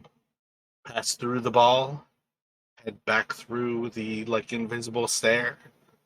You guys can go back through the like hall of mirrors as you head back up through the first level. You can send the mage in ahead with the rope, Fen deftly ascending right behind it to be able to start to ferry people up, holding the rope from above, helping people ascend with the Magen kind of lifting them. And within a little bit of time, probably getting to the level of like you're getting tired here, but you do still have some day left. You guys can ascend back up. And yeah, back to the room with the wall of force, kind of holding the ice at bay. You've got that door ahead of you. Step through. You have the doors, rules to the south, and you all can once again kind of find yourselves in the hall of the Ebon Star. What would you like to do?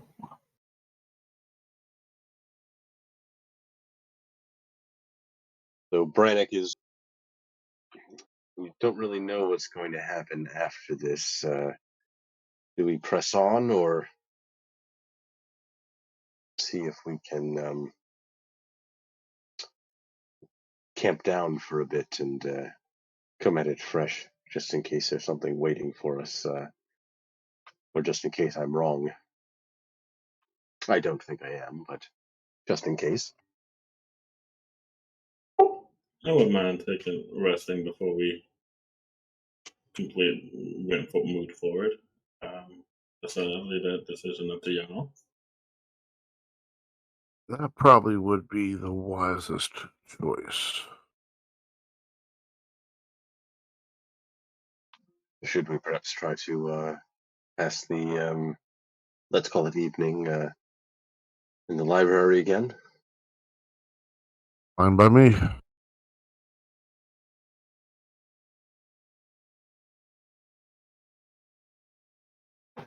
So head back into the chamber of the Ebon Star, and you guys are going to move for the library.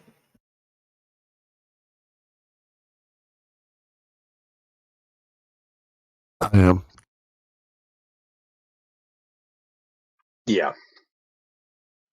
So when you guys take to the library, let's see. Oh, I meant to ask too before. Those gargoyles that attacked us, Not Everest's. okay. I was going to try to flavor them as something else. I didn't even realize they were on the actual random table for Yithrin. But yeah, her gargoyles are technically with her still.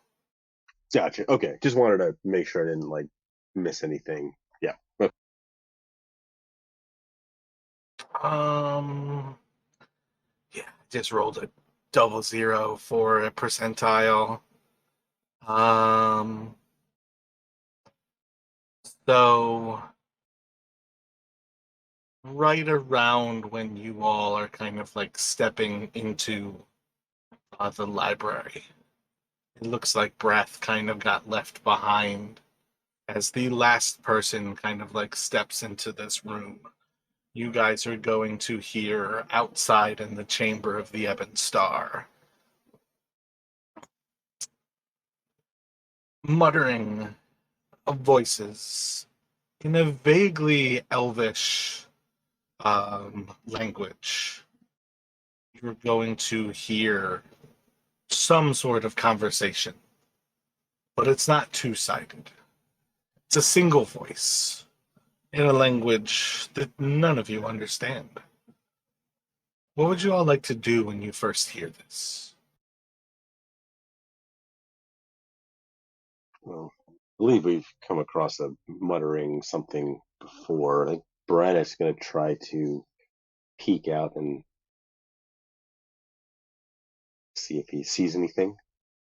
Maybe try to, since he's going to maybe try to quietly get Brath's attention, see if Brath sees anything. Since he's kind of, unless you want him in the library as well, which is fine with me. So essentially as he like enters the library, so with him like vaguely there. Gotcha. Yeah, I think Brannick would try to kind of, as quietly as he can, try to sort of move and peek out and see who or what is making that muttering. Make a. Actually, what is your stealth? It would be +7. Of course, I roll a nat 20 for your stealth roll. So as you look out, you are going to see outside of this room, there is a small gem-studded skull that floats in the air about 5 or 10 feet off the ground, about 20 or so feet away.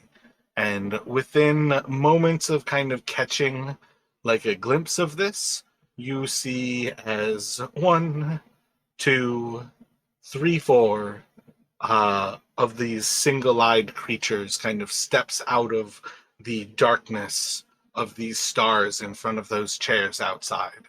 And you are watching as, it seems, Irilithas and a retinue of Nothics are stepping out of this little solar system. They don't seem to notice you. You guys are inside of this library. If they walk in here, you guys are fucked. But if they don't walk in here, you're probably safe. What's Brannick going to say to the others? Brannick's not going to say anything. He's going to hold up a finger to his lips, make a try to make a shushing, motion, and then maybe try and pantomime, at least the Nothics, maybe like trying to almost like make a circle with his hand to try to like and then hold it over his eye to one eye kind of symbol sort of thing. But he wants to try and silently try to warn them. Yeah, well, with the helmet telepathy, as soon as he holds up his finger, I'm gonna, start sharing and listening to information, passing along. Yeah, so the moment you start to glean his surface thoughts, you have this idea like the Lich is here. And when you got a minor illusion or something to make it look like there's a wall instead of a library, then there's stealthing.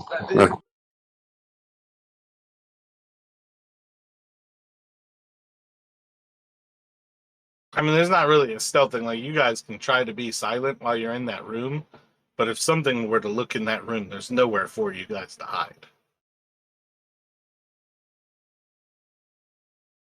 You're going to have to make a decision here what you're going to do.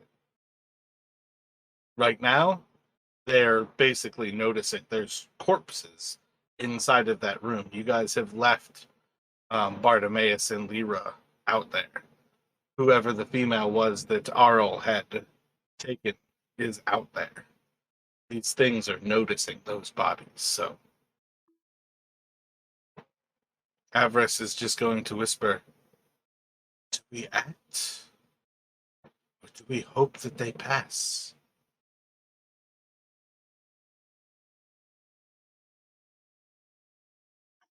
That fight with Oral, I don't have much left, but if we can take them by surprise, perhaps. I'm in no better condition. It would be great if they would have passed on by. What are you trying to cast suggestion on? I'm gonna try to cast suggestion on the Lich. Tell him to leave.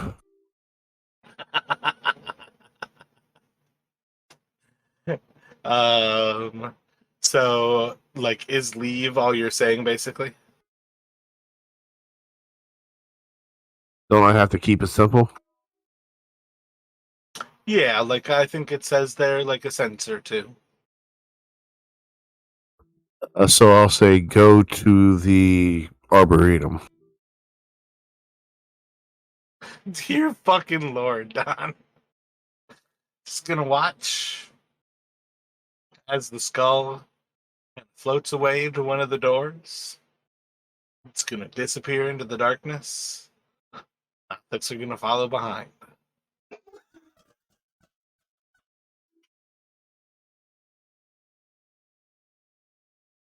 When you started laughing, I was like, either this is the most brilliant thing or the most stupidest thing I have ever done in this campaign. It doesn't fucking have advantage against spells. And I mean, I could legendary resist it, but it doesn't know it's in combat. And suggestion already is one of those things where it's like not especially bad. You can't tell it to hurt itself. It's just one of the things where I don't think a creature's ever going to legendary resist suggestion. Yeah, it just kind of gets the idea like these creatures came from the Arboretum. Goes to the Arboretum. So Brannick is going to let out a huge breath, kind of clap Fen on the shoulder, and then suggest we don't press our luck any further and take our seats, as it were.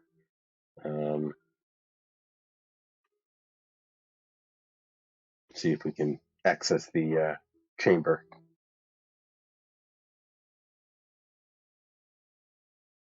Or the study, or Thalas's study.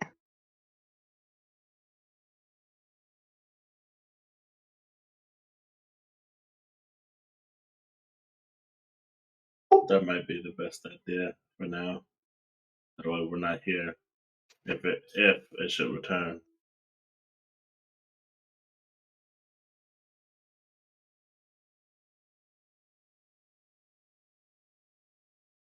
So Brannick is going to move out and kind of make sure he's like double checking. He wants to double check, like, okay, this is the necromancy chair. This is the illusion chair. This is the evocation chair.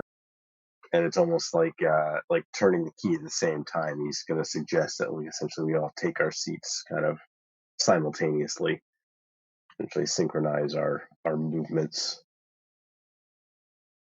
Yeah, because I don't think Faye can read the language that's on the chair, so you're gonna have to, you're gonna have to let her know which chair to sit in.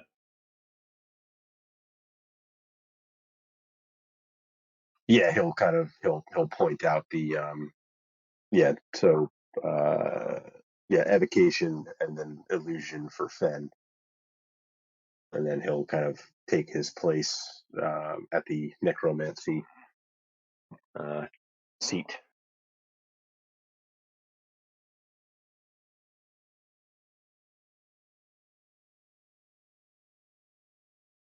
And then he'll maybe suggest like a countdown, like on 3, we sit.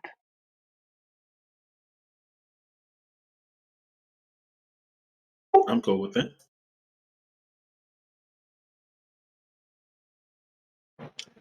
So, as you all seat yourselves in the correct seat to the charms that you gained from the goblet from the House of the Arcane, you sit and nothing happens.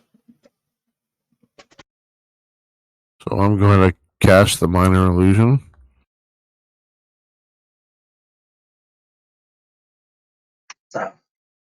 Then Brennick, seeing where Fen's going, is going to cast Chill Touch. Faye's gonna follow through with the dancing lights. Interesting move. You all cast those spells. Nothing still happens.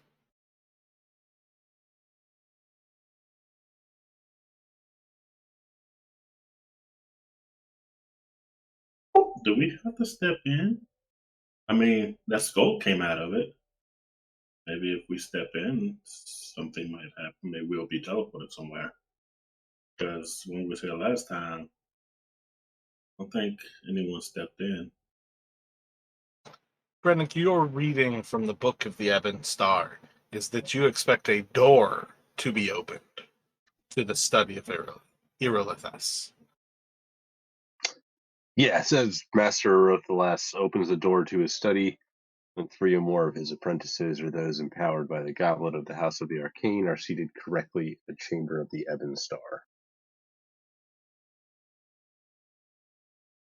How about we now go try to open the double doors?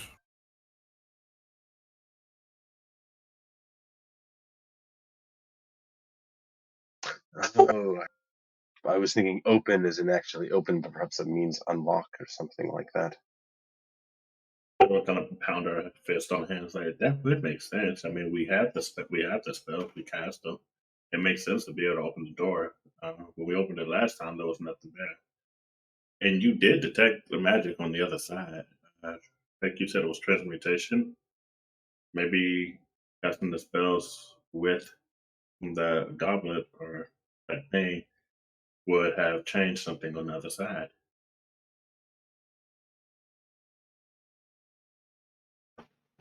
So I believe Ben locked the door, but who's going to go back down and unlock the door? Then we'll take out the key and unlock the door.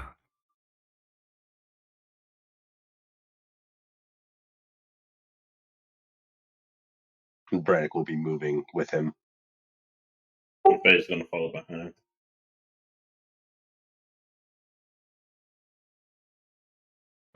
So you can head back down the little hallway, unlock the door with the adamantine key once again, and open it up. You have the exact same view of the city. You can see the Arboretum. You can see many of the towers.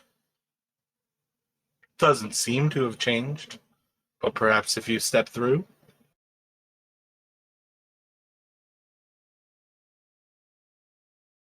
Well, Brennick, we've come this far. Ben's going to step through. Gotcha. When you step through, nothing happens. Faye's gonna step out there as well. Nothing happens. And And Brannick will follow. And nothing happens. Perhaps we cast a When spell you too start soon. to speak, Brennick is yelling, "Perhaps we have..." Everything is like 20 times as loud as you are trying to speak. So he will go quiet as he realizes that. I mean, in the first few moments of trying to say things, that's why I interrupted you there. You'd probably stop after 2 or 3 words. Your volume is not what you are trying to do.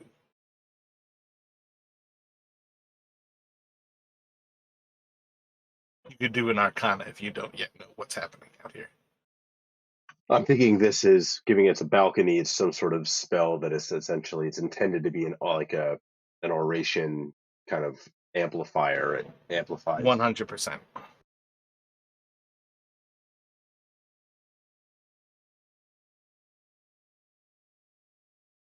You guys can see the skull down below, kind of like moving across part of the city of Yithrin towards the Arboretum. Stops and turns around. It's coming back towards the tower.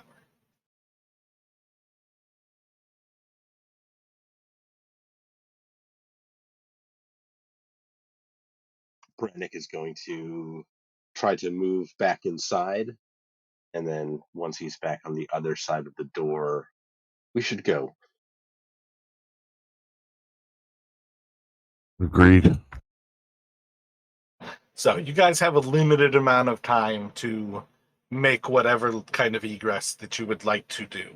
What are you actually thinking? Ooh.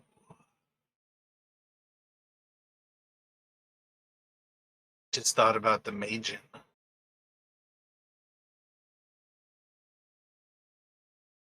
Oh shit! Yeah, his Magian is still just sitting out there. It should have.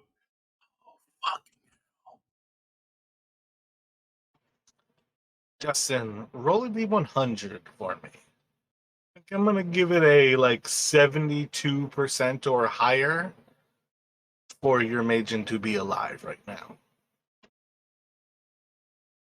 Yeah, I'm gonna say you guys are gonna find out that the Magian is now dead. Sure. I almost forgot about we left him out there actually. So You left him as a guard, and he said I forgot about the Magian. I was like, ding ding ding, the skull went out that door. So what level of egress do you guys have in mind for when you leave here? The way that you want to go is perhaps the way that the skull's coming. What are you guys thinking about a way to go if it is still your intention to avoid this skull? Faye would suggest, hey, the skull's coming back. When it got here the first time, it came through the mist. We should probably step through it to see if we can time it. It may pass through at the same time we go through, and it might miss us. That's all I can think of right now. Otherwise, I'm at a loss.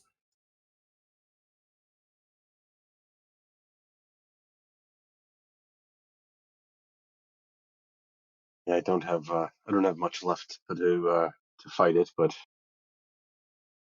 seems only one way up. So when we cross over to the second spire, there was that picture with the hole in the outside of the structure. How high up was that?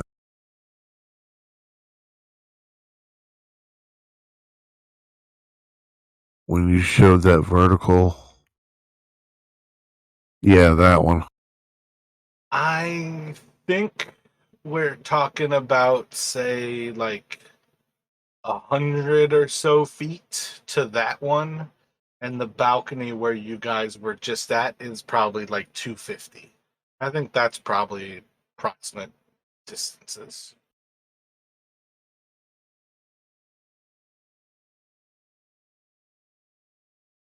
What do you think about trying to escape through that one? You said it's about 100 feet up from the ground?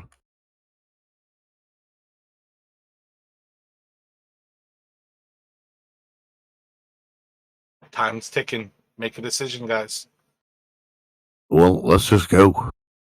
I'm good either way. We just need to get out of here. Following Fen, trying to make your escape from the tower. Yeah. Yeah, Gotcha, we're gotcha. in full evacuation mode. How cautious are you guys being about going down the tunnel? Are you going by rope where you're being descended? Are you guys going to slide down and jump the last 30 feet? What are you thinking about that point? I feel like, Yeah, yeah, just jumping like that 30 feet. I feel like using the rope trying to set up the rope would take too much time. time over Yeah. hit points. Brannick's going to slide. He's going to try and time a Misty Step for the last 30 feet or so. Essentially, as he gets... Gotcha. I don't know if Misty Step necessarily has any momentum components to it, but roll a Just dexterity save. I mean, just I as mean, an wait, realistically, 30 feet, you don't need to time a Misty Step. You need to slide to the base of the tunnel and then Misty Step. There's no timing it. Because it's 30 feet. That's how far you're going to be off the ground.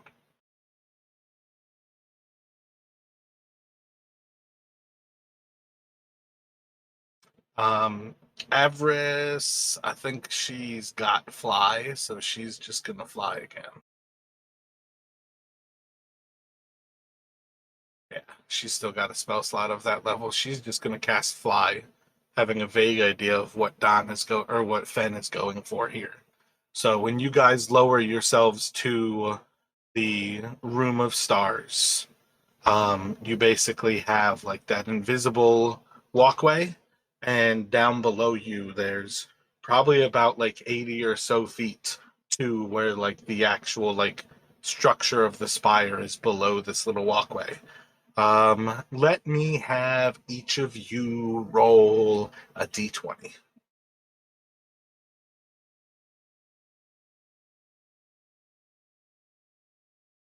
Of course you did, Don. Of course you did. So as you guys are coming out of the like room with the star, you're basically staring across this void. And that is where you see the lich, basically on the other side of the void. Goddamn motherfucking shit. You do get inspiration from rolling the one because I did choose to tell you a d20. Oh man. That is so me. Momentary brilliance undone at the last moment.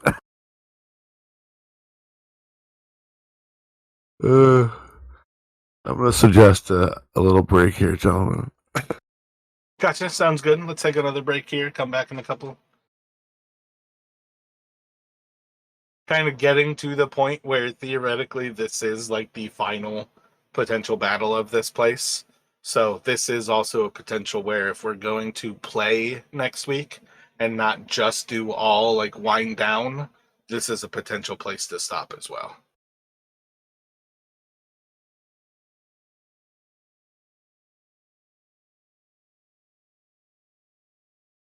I would be fine with that if everybody else is after last week's session.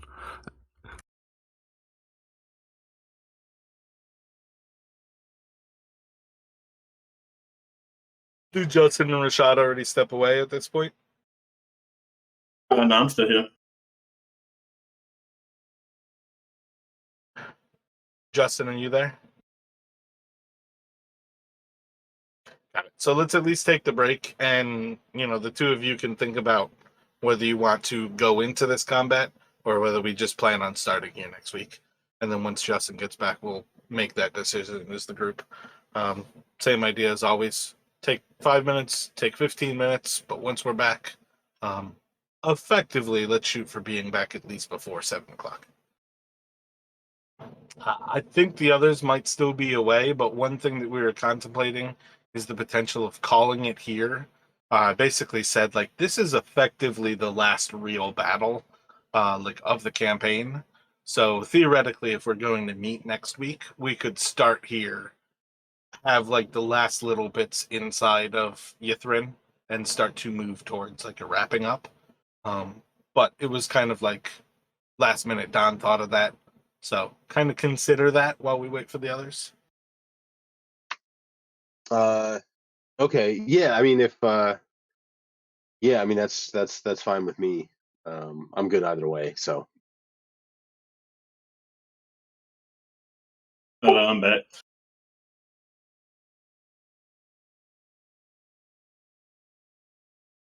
That's but fine. Go ahead. oh no, sorry. I was gonna say that. I guess like yeah, if this is gonna be kind of like the final big thing, yeah, maybe it makes sense to. I mean, I guess it would make sense to start with it next week. But I'm also good to continue tonight. So I'm pretty agnostic either way. We can start tonight. Or start next week. Either way, it's going to be. I do have to leave at 7.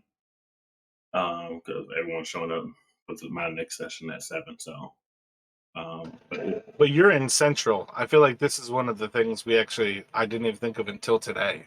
You're Central, 7 o'clock still an hour and 10 minutes away for you. yeah. Yeah, so that's one thing I would be much happier if we go to know that there's like a stop time too. Okay, so I'm good either way. If we go till 7, that's good. If y'all want to start next week, I'm good. Well, I'm going to be the wet blanket into. I had a long week and a late night, so I would be more than happy to call it here for the week. So if that sounds good, call it for tonight. We will pick up with this.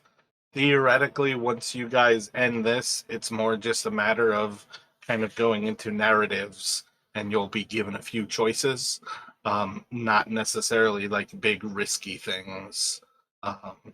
And we'll kind of pick up from there. Does that sound good for everyone? Yeah. Works for me. Excellent. So in general, let's go for the same idea.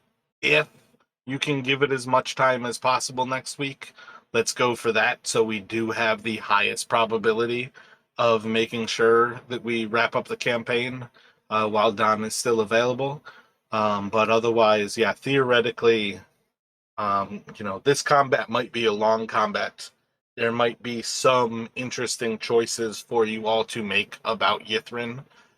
There may be things that you can still learn that might be interesting, but pretty quickly we would go into kind of like try to think up like an epilogue possibility for your character, despite not necessarily knowing where things are going here. And as well, consider anything that you might have questions on the campaign.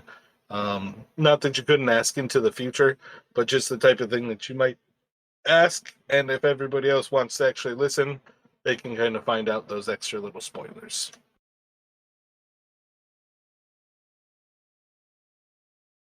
Yeah, looking forward to seeing if we actually survive this final fight. I think the 3 forms of Arl are probably more difficult because they continue on, and it kind of stacks up. Like she's got, I think 3, 2, 1, so like 6 legendary resistances. Her AC goes up as you fight her. Her hit points go up as you fight her. You know what I mean? Like, I think that's a little bit more difficult of a combat than a Lich. But a Lich is definitely the type of thing where, I mean, the last time you guys encountered it, it can just as easily be a TPK with 1 saving throw as not. Yeah, and I'm just thinking. I mean, we blew a lot of resources on the oral fight, so Brannick at least is definitely not at his not at his best. Do what he can, but That's part of what overjoys me about it more than anything, because even though this fight is about to be a higher stake fight, the fact of the matter is if you guys got away and you got a chance to rest, I definitely think if you go Nova against this thing 1-on-1, level 11, there's no challenge.